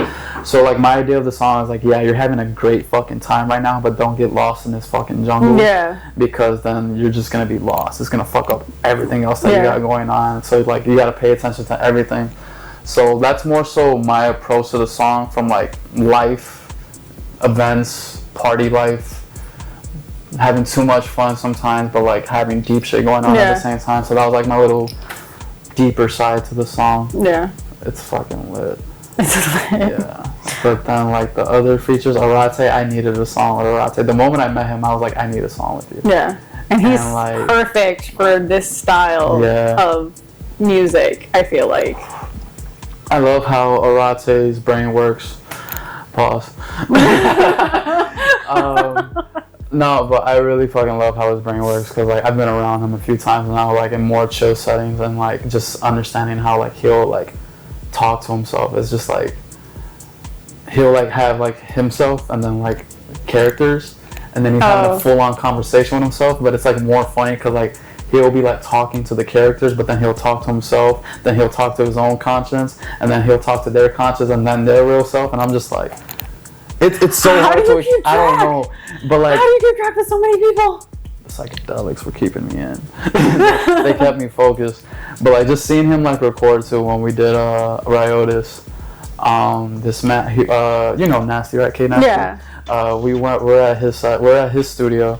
And then I told Arate to do his thing, right? And then, like, he just started stripping. Like, it got to the point where, like, this man was only in his boxers. And I was just like, I'm here for it. Like, let's go. I'm here for it. And then, like, even, like, in those chill settings where he has those conversations with himself, he was doing that in the booth. But then, like, it was so, like, scary. Because, like, he had the red light on him. And then he's just, like, in his drawers. And I'm just like, bro, whoa, okay, that is scary.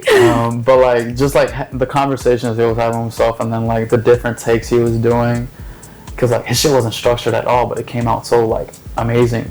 Because, like, different characters were doing different things, saying different things. And then, like, we kind of just had to be like, all right, Arate, figure it out. And he was just like, I got you. And then he just fucking cooked. Crix is like a very huge part of the album. Yeah. Because I felt like me and Crix got like more tapped in about like 2 years ago, year and a half, 2 years ago, some shit like that. And like it feels like those like connections where like you don't even have to like talk as much. You know what I mean? Yeah. It's just like the vibes are understood, and it's just like you already know type shit. And like I like this one game called Assassin's Creed Odyssey, and then like it's very like Greek mythology driven, and then like talking about like Spartans and like the Athenians and all that. And then like the DLC of the game, it like goes to the underworld, and then it goes to Atlantis. Yeah, so it goes into the underworld, and then like within the underworld there's like your psycho pump, whatever. Yeah. Working called. I think I said it right. I'm also not the smartest. But there's like your psycho pump, and then they kind of just guide you to like the next realm or whatever, quote unquote. Yeah. And Crix goes by like that like term, like being like the psycho pump of Earth. So like taking people from Earth to like a different realm. So like me kind of just having that connection to him. Makes sense now. Yeah. Yeah. Crix of Earth. Crix of Earth. Okay. The more you know. The more you know. But yeah, he had that reference to himself, and I always thought it was dope. But then it was kind of like true, because like those interactions with him were always kind of just like very dope, therapeutic, and kind of just like more like the moments, you know. And then just like helping me guide me to like my newfound self on like Punk Juli. and then like being like the background vocal throughout the album is kind of just like he's always guiding me throughout my journey. Yeah. You feel me? So like it's a real dope reference and connection. And then Juno, like that's bro. Juno. That's bro. If he wasn't there, I'd be surprised. Yeah, like Juno's my best friend. We're always tapped in, whether if we talk a lot or if we don't. Like we're always tapped in. That's my motherfucking brother. Everything Melts, like I found it as a song referencing, like, you know, like you ever watch like those animes where like the last episode, like everything's going to shit. Yeah. But then like the main character is like they realize they can't do anything else about it. Like no matter how much they have in their package, whatever, they just can't do shit about it. Yeah. And they kind of just start appreciating like the more good and everything positive that they've seen in their lifetime. And that's kind of like what I made Everything Melts is about. Just like everything melts, but everything burns. Everything burns slow, but like everything that burns still glows, you know? So like it's painful. It's not something that you want to happen, but then everything melts. Like when we die, we turn into ashes. Yeah, literally. So like it's not fire, but like ashes and fire, ashes and skin, whatever. That's dark and deep. I'm so sorry. You're totally fine. But like, yeah, that's kind of how like I view it. So like even in like those moments, like even as you grow older, like kind of just appreciating everything that you lived. Another reason why I'm not really scared to die anymore, because just like appreciating the journey, everything that was good, everything comes and goes, you know? Yeah. Everything comes for a reason, everything leaves for a reason. It just has its time and place. And it was a real uplifting, sad ass song. Uplifting, sad song. Yeah, love it. I love that. So let's talk about a couple of your songs that you did by yourself. It's not all about the features. I'm Not Okay. And then I wrote down, No One Really Cares, They Just Laugh at My Pain. And you also have a music video for that one, where you're like in the alley, you're in a basement. I think did you do this music video yourself? It was shot by 3 and then edited by myself. Okay. Lovesick. That's a classic punk vibes. Yeah. That's exactly what that song gave. Goodbye Forever, we already talked about. Oh, What Is It? Life. Oh, that's a deep song. That's a deep song. Someone please tell me what this is. You want to talk about that song? Yeah.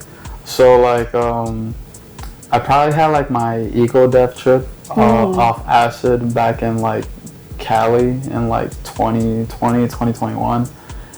Took a lot of acid, right? And then pretty much was tripping balls, almost opened the door on the highway while my homie was driving because I thought I was in like a bubble. I was high as fuck, right? But then like I think this was kind of like one of those moments where I was like slowly still getting over like the concept of like life and death, and like kind of just like eventually leading up to like being not afraid of it anymore. That song, just the term, like what is it? Like what is like it? The question. Like what not even like life. Like what is it? Oh, okay, literally like it. Like the word it. Like what is it? It. I don't know. I don't know. It's like crazy to me, right? Because like it is like literally anything. Like it's like literally whatever the fuck you make it. Like whatever. Like this can be it. That can be it. This can be it. The air is it. Like everything. You feel me? Like literally any little fucking thing of existence or non-existence, because that's how imagination works. Yeah. But like it's corny as fuck. But when people say life is what you make it, it's literally what the fuck you make it. Yeah. Like no matter how afraid you are, like no matter what situation you're going through, if you're sad, happy, some shit's fucked up in life, like it's your world, you're living in it, like you're living in it. It's your it. This is what your it. It is you. You is it. But like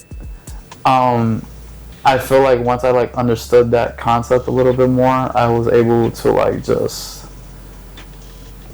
ask questions, like, and then like think about it more. So like in the song, someone please tell me what this is. I can't get it right. Someone please tell me what this is. I can't win at life. It's just like, I don't know what the fuck this is. I don't know how to win. I don't know how to play this fucking game. Can you, if you have the answers, can you fucking tell me what this is? You feel me? And I feel like I used to just like ask myself to God, to like the higher spirits, to like anyone, like just tell me what it is, you know? And then just realizing like being stuck in a loop is not me living my life, you know? It's me just kind of just procrastinating everything, not doing shit, not achieving anything, being too busy questioning life than living it, you know? Because like if you're gonna live it, there's nothing to question. But if you're not living life, there's so much to question. Because you can travel, you can eat different foods, you can meet different people. You can meet different people. I can't talk English. I'm sorry. You can meet different people, and like anything can fucking happen just by going outside. Literally. A lot's not gonna happen staying inside. Facts. Like it's just life is what the fuck you make it. Go live it. Like it's a sad ass song because like I'm talking about like deep ass shit. But like even like off my trips off of drugs, like I used to be like, what is life? What is life? Because you know how you can try to be like therapeutic when you're like tripping balls, and then you ask questions that you know you're not gonna get an answer to, but then you start overly thinking deep as fuck, and then you do end up getting answers. So it's just like I used to ask myself, what the fuck is life? What the fuck is life? Yeah. And then just little by little, just like I would be able to see what it is, if that makes sense. But then words will never be able to leave my mouth to be able to explain it. Like I can think about it. I can like think about what I saw, what I like thought of and shit. But like I'm never gonna be able to put it into words. You know. So like that's just how what's understood is understood, and I feel like that's what is it life became. Bars. And then last on your album, you had Chains. Which is like, you kind of call back to old songs like Not Made for Everybody, I'm Not Okay, while you're in this song. Yeah. So I kind of like that. Yes, of course I did. And I think that's a great way to end the album, just giving callbacks to it. Is there anything else you want to say about the album? I know it kind of like... for that we didn't go in like order or anything. Yeah, that's the typical punk fashion. Like, don't go in fucking order. Structure? Fuck no. Never. But Chains, like, I feel like I made that song a day after my birthday last year. So like, it was my birthday present to myself, you know. Yeah, that song, I made it a day after my birthday as a birthday present to myself last year. Again, off the psychedelics. I was crying my ass off in the fucking booth. I wrote the song probably within a week or two before that session. Because like I heard the beat, shout out Pilot Kid. I heard the fucking beat and like literally I fell in love instantly. Because like it had a nice little touch of hip hop and rock to it. So motherfuckers got deep as fuck on it.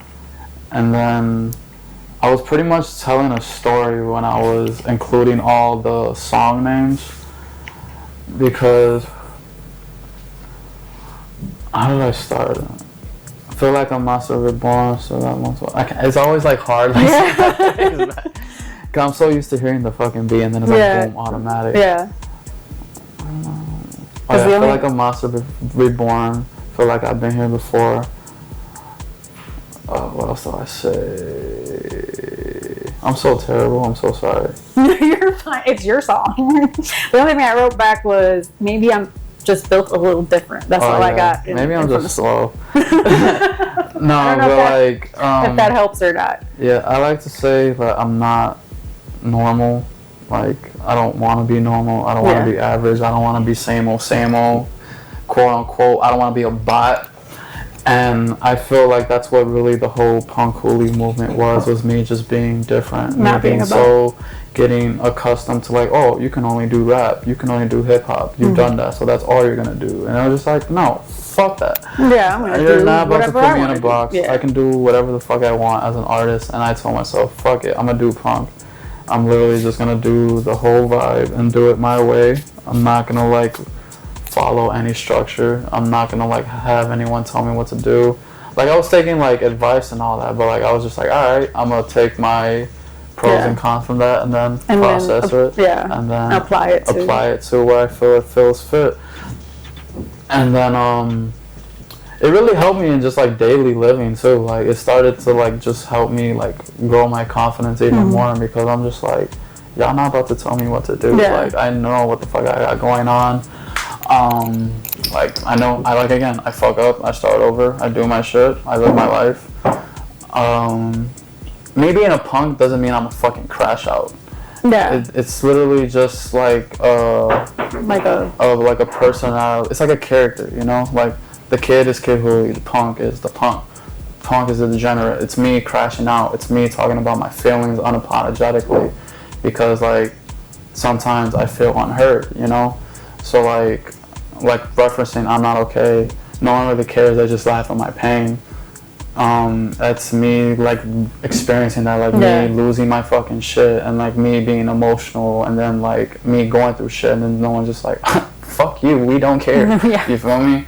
So like even songs like Not Made for Everybody, it was just like I tried speaking my words of advice, I tried speaking my words of wisdom, I tried speaking my opinions. People didn't validate it. I lived my life. They want to have an opinion on how I live my life. Cool, feel the way you feel, like, but like I'm not made for you then. Like I'm not made for everybody. Like what's understood is understood. If I'm not meant for you, cool, don't associate. Like don't be here. I'm not asking you to be here, because like the same amount of people that don't fuck with me, I have the same amount of people that do fuck with me, because like I live a certain lifestyle. I get lit, I have fun, but like there's a lot of structure in my shit too. Like fuck. Life is life. Life is what it is. It is it. But then like I gotta talk about Lovesick. Lovesick. Oh yeah. I gotta talk about Lovesick and Look, because like Lovesick was like one of those songs I just made random as fuck. Like I found the beat like later on, like closer to like the album drop. Because I dropped it on my birthday this year, 4th of July, and I think Lovesick got made like 2-3 months before, maybe. I don't know, I forgot.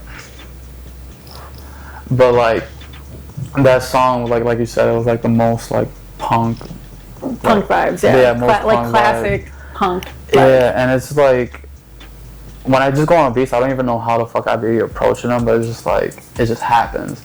Because I think when I first started writing that song, I was like a more like happy voice, like more energetic, but I was just like, nah, like it wasn't fitting me. Like I love the in my voice, I love it, and like I feel like that song needed it. So like I remember just freestyling to the beat. It was me and my fiance and Crix. We were just like hanging out. We made food, and then we were like just like painting at like the dining room table while just like listening to like music and beats. And then Lovesick was the last beat. And once I heard it, I was just like save, repeat, over and over and over. Bought it. Bye. And then I was just like, it became Lovesick. And then I don't know if you know about the Untitled app, like the music app. No. It's kind of just like where you can put like your music at, like your unreleased or whatever. So that's how I kind of just like store my music. And then like say if I send you the link, you can listen to it too. I sent that song to Draco. And literally he played it over and over and over again, because I get a notification every time they click on the song. Damn. Yeah. Like I'll get a notification like whenever someone clicks on the song, so they're listening to it, and like he'll listen to it like every day when he got off work on his drive home. And like that shit was dope. And I was like, I remember like I would message him like moments like when he was like clicking, I was like, damn, you thinking of me. Funny as hell. That's funny. And then Look is probably, besides my outro Chains, Look is probably like my favorite album on the whole song. I think it's like the loudest song on the whole album. Yeah. Look is my what did I say? My favorite album on the whole song. Yeah, my favorite song on the whole album. Look, that's like, I fucking love that song. I think it's like the loudest beat. And like what's like my favorite 808's favorite drums on it and shit. I don't know what I'm talking about. Favorite drums, favorite whatever. Favorite drums. It's favorite. that shit was knocking. I loved how deep it was. It was like hella like Deftone vibes. Like, oh, shout out to the producer. I think that was Rick. Yeah, Rick Hardy or just Rick. It's one of those. Yeah, and his producer tag was hard because he's like Rick, but it's like a female voice. So it's like it's hard as fuck. But that song is like, I think I'm gonna have like a little thing where I touch on like all the senses in my songs. Oh, okay. And in like my projects, because like on the first album I had Feel, and then on this one I have Look.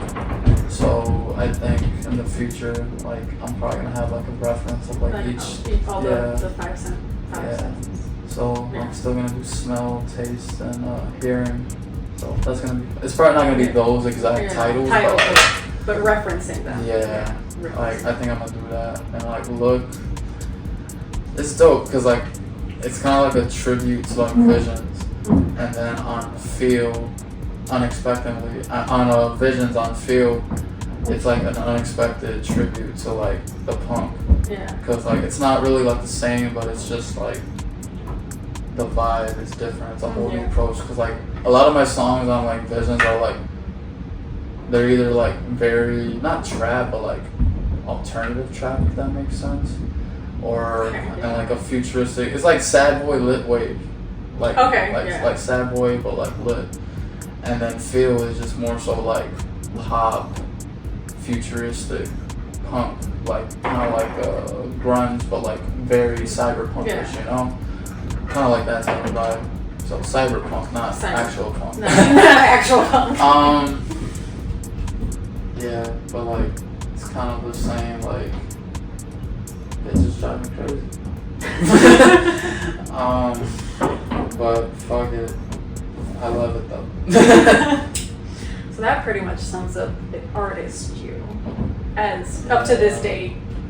But that's not all you do. You're also a videographer and you do graphics. Mm-hmm. So tell me about Zeotoxic? Zeotoxic. So it can either be Zeo or Zeo. I'm cool with either. Okay, so, Zeotoxic. Because that's kind of like where you do like your video stuff under. Yeah. So what does the name mean first? And then we'll go into the videography. So I was never like a graffiti artist or anything, but I wanted to be one for like a good like 4 months. 4 months is crazy. I think I was like 18 or 19. It was like my first time like moving out, like not like having like a parent role around me. And I had like friends that like tagged, right? And like I'll go out with them, but I wouldn't really tag. But then like, I started getting like inspired to do so. So the name I gave myself was Zeo or Zeo. Yeah. And the toxic came because like I ended up making it my gamer tag. So like before, like my gamer tag used to just be like Kid Juli, but then I got tired of motherfuckers calling me Kid Juli online, so I was just like, fuck, I'm just gonna put Zeo or Zeotoxic. Yeah. So that way if they said it, I can like be okay if they like said it wrong or right. So like I really don't care if they say Zeo or Zeo. I like both of them. But then yeah, that was like my gamer tag, and then I think I applied it to like the whole like videography thing because like I just wanted it to be something on the side, and I think this is something I started like last year. Yeah. I just wanted to do like reels and then like music videos. Yeah. So I did a music video. I was doing lyric videos. Yes. Like, right.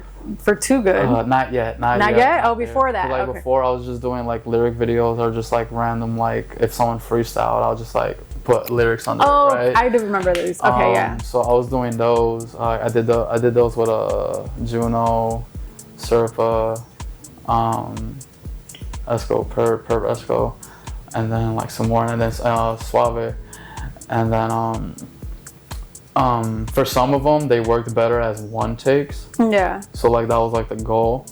But then my first time working with a Perp Esco, like we didn't really do it like a one take approach. So I was like, fuck it, I'm gonna treat it like a music video. Yeah. And I was doing all this off my phone. Oh wow. Like I got phones technology nowadays. I literally just hopped on CapCut, and like it was so annoying because like I didn't have a laptop at the time. Like thank God now that I do. But like at the time I didn't have a laptop, and like I was just like down bad at the time. I didn't have a job, so I was like trying to find like some way to like just like like even if they weren't paying me, I was just like, all right, generate some way to make income, drop a couple videos, see if someone likes it, cool, get paid for it. Yeah. And then that was pretty much like the mindset behind it. But then I really started enjoying the editing process. Cause like just applying like the filters, applying the effects, and then, cause at first I was just like real trippy with the shit, like boom, effects everywhere. Now it's like more so like, all right, calm the fuck down, but like still throwing the effects. The effects. We're gonna get there.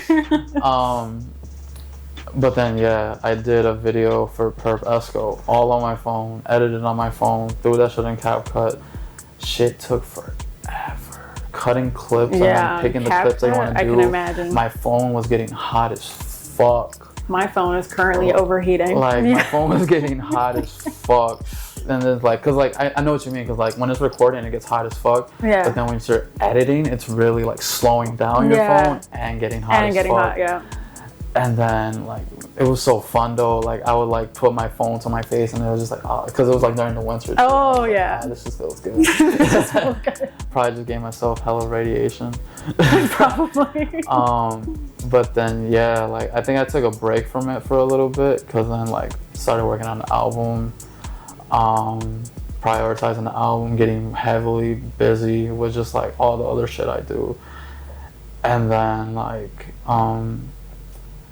I still got videos I gotta finish, but then I started like prioritizing like making videos for myself. Yeah, which you kind of need to for your project. So. Yeah, and then like just like all the like side projects I do, like with TooGood, like doing the open mic. I haven't done any open mic videos yet. No, I haven't. But you were doing like the artist lyric videos. Yeah, the lyric videos, those are dope. I still gotta catch up on a lot. I still got those, I promise y'all. I just started prioritizing me at the moment, but coming I love eventually. Coming eventually. Not even soon, eventually. Fall's coming around, so like that's when I'm probably gonna like knock out a lot of those videos. Because if I try to do them all right now, I'm just gonna be burnt out, a lot of overload, and kind of forget about myself. So I'm just like, all right, boom, boom, boom, boom. So I've been doing them on the side, like when I don't have like shit to do. But I love editing. It's fun. And then like even with Humboldt dropping soon, and then all the other videos I plan to do, like.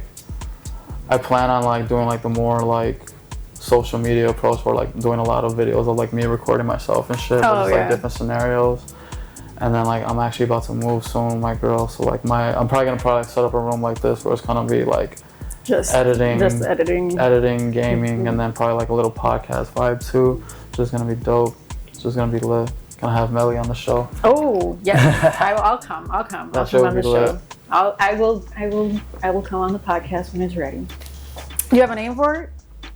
Or is it just an idea? A name? Not yet. Stay tuned. Stay tuned. There you go. So speaking of TooGood, you are co-CEO? Co-CEO. Yes, okay, got that right. Because I had the other CEO here last season. Cuzzo. Had to come and bring the co-CEO because he announced it when he was here. So tell me all about TooGood. I mean, there's a TooGood show tonight. You guys are going to see this after. We have a show tonight. Literally right after this. So you guys do like monthly competitions. You do open mics. You do events. You have different partnerships with like a bunch of like Chicago organizations to give back prizes, including Melly's couch. That's here. You can also put your elbow on this pillow. Yes, if you win an open mic. Maybe tonight's winner. Dun, dun, dun. And then they'll be here this season. So a few weeks after this, they should be here. I gotta pull up with them. Oh yeah, for sure. And then you do content for like the winners, and there's money too. So there's money, content. Tell me all about TooGood. Studio sessions. So I'm gonna touch it from the beginning. So Lazzey, B motherfucking flow. That's my motherfucking cousin. We didn't know that at first. Yeah, but it'd be like that sometimes. Honestly, we don't even know if it's like an official thing, like by blood, but like at this point, like he's family. Yeah. Like he's family no matter what. I don't care if it's official or not. Like he's family. He and Tomorrow welcomed me into open arms into the community. Shout out Juno for exposing me to all these people because it really was a very dope change in my life instead of just being around like people like, oh, do this, do that, do a song like this, do that. It was just more welcoming to like the shit I wanted to do with my music and my life. So Lazzey had his open mics going, and then Tomorrow was like in the early stages of what it is now. And they always welcomed me with open arms. It was always family, always all love. And I remember just being an artist at an open mic, and then like being in that community, they just made you feel appreciated, loved, and like heard, you know? Like no matter what type of art you had, like if you were rocking your song, they're rocking with you, you know? So like it was just dope being around that. And then over time, like I went from being an open mic artist to like starting getting like sets more, whether it was like 10 minutes, 15 minutes, 20 minutes, and then 30 minutes, or like even to like me throwing my own shows now where I can like set how long I want to perform and shit. So like I just remember being that open mic artist and then just wanting a community like that, because I've been to a few open mics in like different like communities or different hosts or whatever, and like some of them are cool. Me personally, I'll touch on this in a little bit, but like, I think some of them are just money grabs depending on who's running it, whatever the case may be. No, for sure. But I feel over at TooGood we do things a little bit differently, and just like I'm so appreciative of everyone TooGood, everyone Board, everyone Tomorrow, everyone that I've met in like the last like 3-4 years. I'm forever grateful, because like it really helped me change and like see life differently and just like wake up on a lot of things and just be inspired again, you know? Like be more creative driven, be more just like on go business mode, but like still have fun and do my thing, you know? And I just love Lazzey's personality, because he's probably like the most one of the most loving people like ever. Like he's so understanding, like he's so I remember there's one time it was me, a few of us, and then Nico Suave, and then you know, Teddy Bam. They were doing a video. I think they were doing Suave's first video ever, or like first video together. Yes, I talked about this when Suave was here. I know the song. Oh my gosh, we talked about it. I know the song. I promise I know the song. I like see it in my head talking about it. It's like I see myself talking about it. I know the song, but I can't remember the song. Damn, I know Suave, don't hate me. I know the song. I know it. We both know it. We just can't think of it. Fuck. That's all I had now. Fuck. Oh my god. We'll write it here. Insert name here. We'll drop the link. I promise. Yes. I know it's there. Fuck. I love you, Suave. But yeah, we're at that music video shoot. It's like One Thing for Show, right?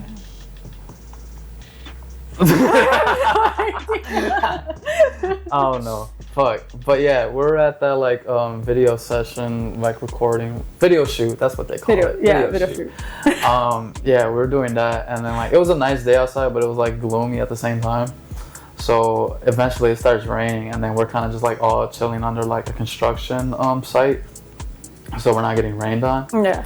And then Lazzey's just like sitting on like a barricade in the rain with his shoes off and everything. Just like, it's just so random. And I was just like looking at him, because I was just like, I would do the same thing, but I was like, I don't want to get wet, because I was just like, I'm gonna care about what other people think when I'm just like soaking, right? Yeah. And I'm just like looking at him, just like loving life, just like getting rained on. I was just like, bro, that it was such a beautiful moment to me. I was just like, damn, like we're all being bitches hiding in this fucking thing, but he's just getting rained on and saying fuck it.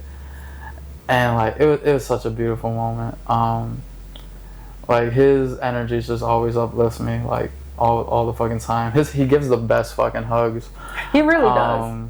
Man, fuck, I didn't know he was that swole until like he gave me like his first like I love you cuzzo hug, and I was just like, damn, this man. Sometimes I'm like, yo, you're gonna break me. Literally, this man cracked my back. Pause. But like, yeah, shit is amazing when it comes to Lazzey. Like, I love him. I'm so grateful that he brought me on board onto TooGood, because like I remember like I did like my year of just being like an artist, right? But then I started getting more interested because I was just like, damn, I'm gonna be on more shows. Yeah. And then like I'll go to like the shows, and like you ever go to those shows where they're just like dead? Yeah. Like it's good vibes, but it's just dead. Yeah. And I'm just like, I want to keep staying lit. I want to keep the room momentum, filled, yeah, and have a good ass time. Keep the momentum. Make sure everyone's having a good ass time. Because like my regular job, like I'm a server, right? Yeah. Like I work in the food industry. I work at a restaurant, right? So like my job is to make sure that every guest I have is having a good time, and if they're not having a good time, fix it.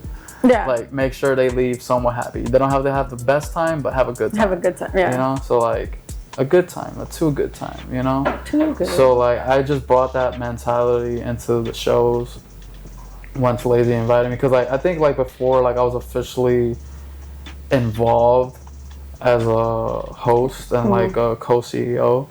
Like I think he had me co-host one time, I think, because I asked him to. I forgot how that came about. Yeah. But like I remember like that conversation was had, and I was like, hey, like let's throw a show, and he was like, fuck it, let's do it. And like, cause like I already hosted like a couple of the Tomorrow events when it was like me and Juno co-hosting, and then just like helping out at like random shows, you know.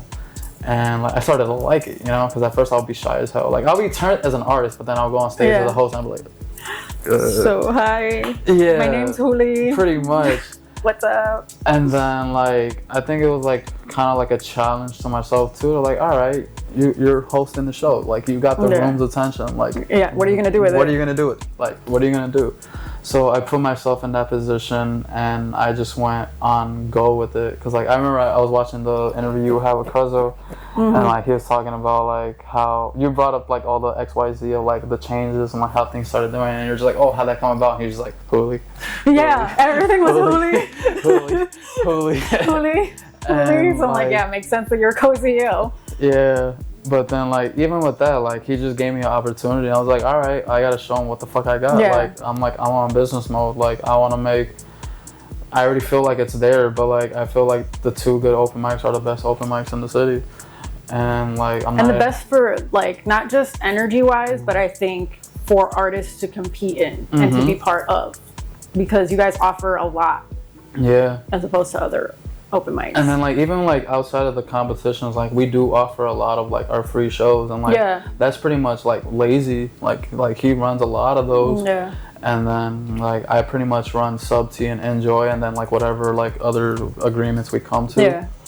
But like pretty much like he does his thing. He's like, hey, I'm gonna need you to hold this down. I was like, I got you. Yeah. Like, and like I'm very grateful for him trusting me. I think like we still got a long way to go to like achieve what I think we both want to achieve. Yeah.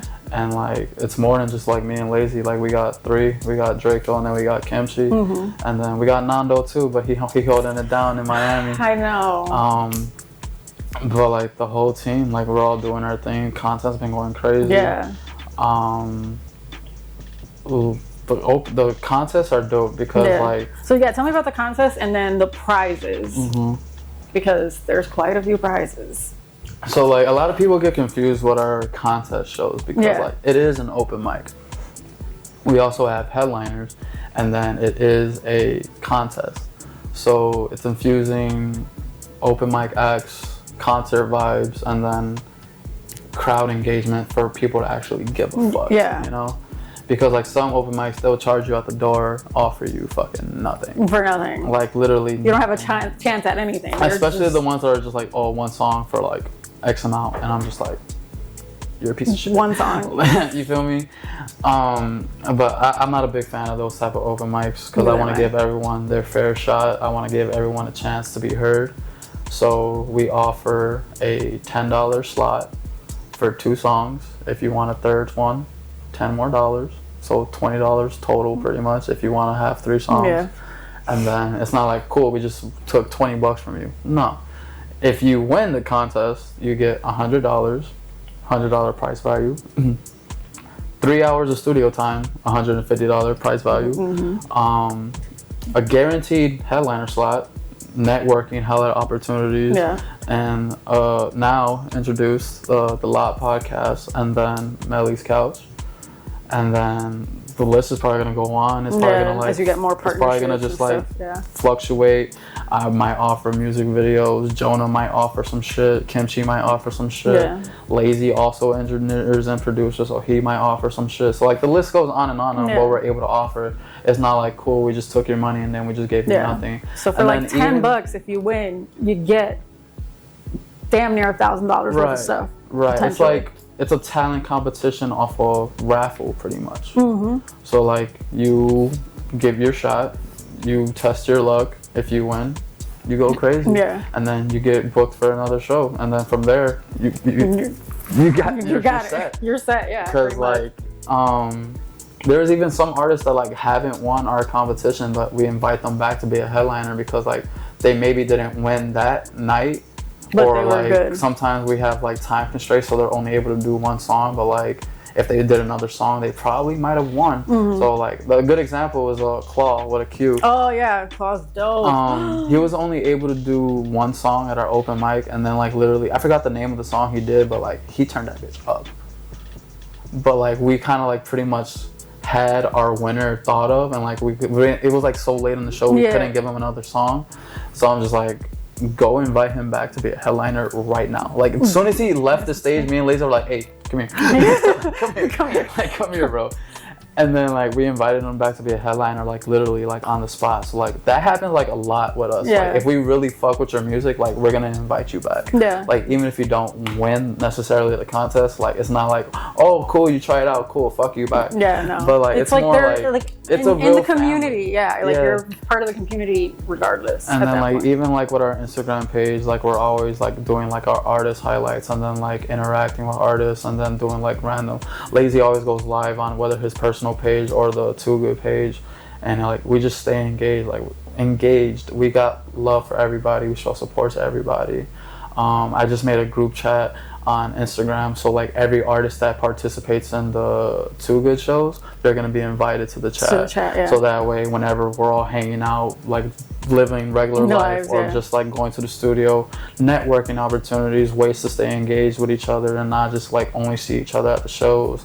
Plan our own shows or collaborations, whatever the list may be. It's just keeping people motivated to like keep going, and then like, all right, what you doing today? Cool, let's pop out. Oh, you're busy today? Cool, let's plan something. And then like more features are made, more songs are made, more opportunities are made. So it's kind of just like setting up a community of just like staying engaged with each other and just doing shit, you know? Yeah, I think it's a beautiful and then community. Like at each contest, each show, like fuck the word contest, like at each show. That's only one element really. Yeah, like literally like the vibes are always immaculate. Cause I feel like TooGood really does it differently. It's not just like blah, blah, blah, cool, do your songs, blah, blah, blah, do your songs, blah, blah, blah, do your songs. It's like, nah, like we're turning up, it's different vibes. And like, even though majority of our community is like probably the hip hop community, we accept all genres. Like you know, like comedians, you can tie your shoes on. I say this shit all the time. You can tell a joke on stage. You can tie your shoes on stage. We will let you do whatever the fuck you want to do on stage. Like your time is your time. Like literally do whatever the fuck you want. Like I don't care if you're doing some sad shit, some happy shit, country, whatever, rock, whatever. Like we accept all genres. A comedian can do a little set, like a quick set. Like you do your thing. Like we're welcoming to everyone. And then like even like say if a comedian comes on stage and they want to answer the contest, if they're the best act of the night, the studio time is just gonna become probably just like some other like another like a content day, or something like that. Shit. So it's just like we'll figure some shit out. So like we're welcome to everyone. Like I know it's a music open mic, but like it's an open mic. You grab the mic and start saying shit. Say some shit. Now, if a mime ever wins, that's crazy. That would be lit though. That would be lit.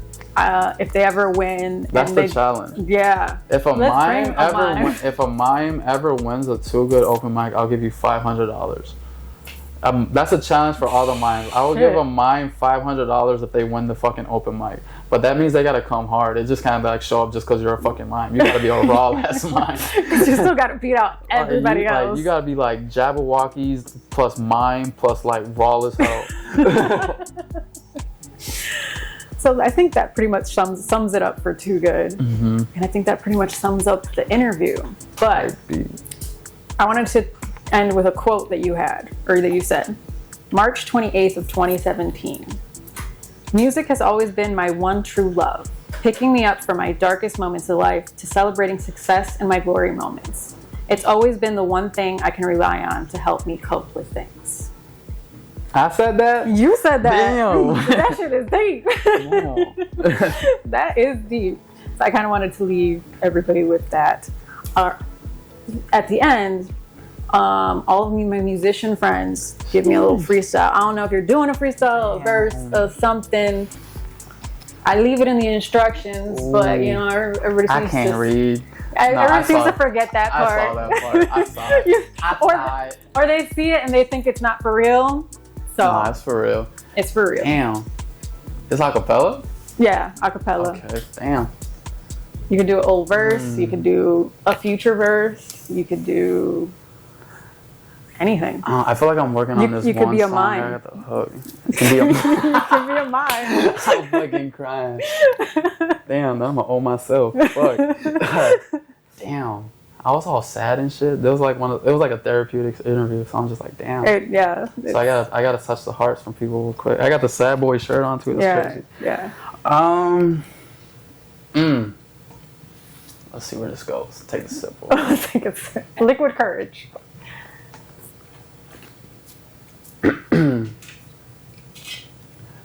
Shit. It's a crazy road that I've been on. Damn, I know that's whack, but I know it's on. Funny as hell. No, let me get up on my feelings and tell some real stories that I'm really fucking feeling. I try to make it out the fucking HP. Thought I'd fuck it out by myself when I put myself 6 deep. Damn.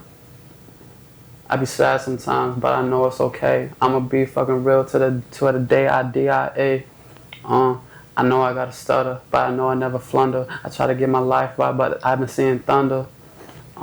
I've been sad as hell since 97, but I'm living life cause I'm fucking blessing everyone else around me. Cause that's what matters to me. Cause I've been feeling too good lately. Funny as hell. I'm just speaking from my heart. The shit might be whack, but shit, I told myself to start. Damn, I be deep up in my feelings. I try to get it right, but I'm just really living. Shout out fucking Melly. I'm fucking grateful to be on this motherfucking telly. Funny as hell. I'm just keeping it real. Damn, sad as hell, but I'm just keeping it real. It's okay to say it not okay. You know you got some shit you gotta convey. Just get it off your mind, get it off your chest. Remind yourself every day that you're fucking blessed. Get the fuck up out the couch, live your fucking life. You ask yourself, what is it? Shit. Figure it out, bro. Funny as hell. This is the worst freestyle of all time, but fuck it. It's fine. I'm just speaking from the heart. Damn. Yeah. And scene. And scene. Not a mime. So let everyone know where to follow you and TooGood. So I'm Kid Juli, also Punk Juli. You can find me on all socials at Kid Juli 13. For music, you can find me at KIDJULI on all platforms. Stay tuned for more punk, stay tuned for more Kid, stay tuned for Wonderland, stay tuned for all the TooGood open mic events. You can find my cousin's page, my co-CEO, official _ Lazzey. I think he has like multiple letters. But yeah. Y'all figure it out. We'll put it like... Put it here somewhere. Yeah. Okay, there. Apparently there. And just put like a weird... I'm going to send you some pictures of like Lazzey that you can just put right there. Okay. Oh, I love it. This is going to be great. But that's going to be like right there. But then, yeah, you can find the TooGood open mic page, TooGood _ open mics on Instagram. I think we have a TikTok. I got to double check that. If not, I'm going to take care of it. I think there is a TikTok. Yeah. I'm going to organize that shit. I've been running Instagram down. Bam. But yeah, shit been going crazy. Stay tuned. You can catch me performing at various events throughout the city.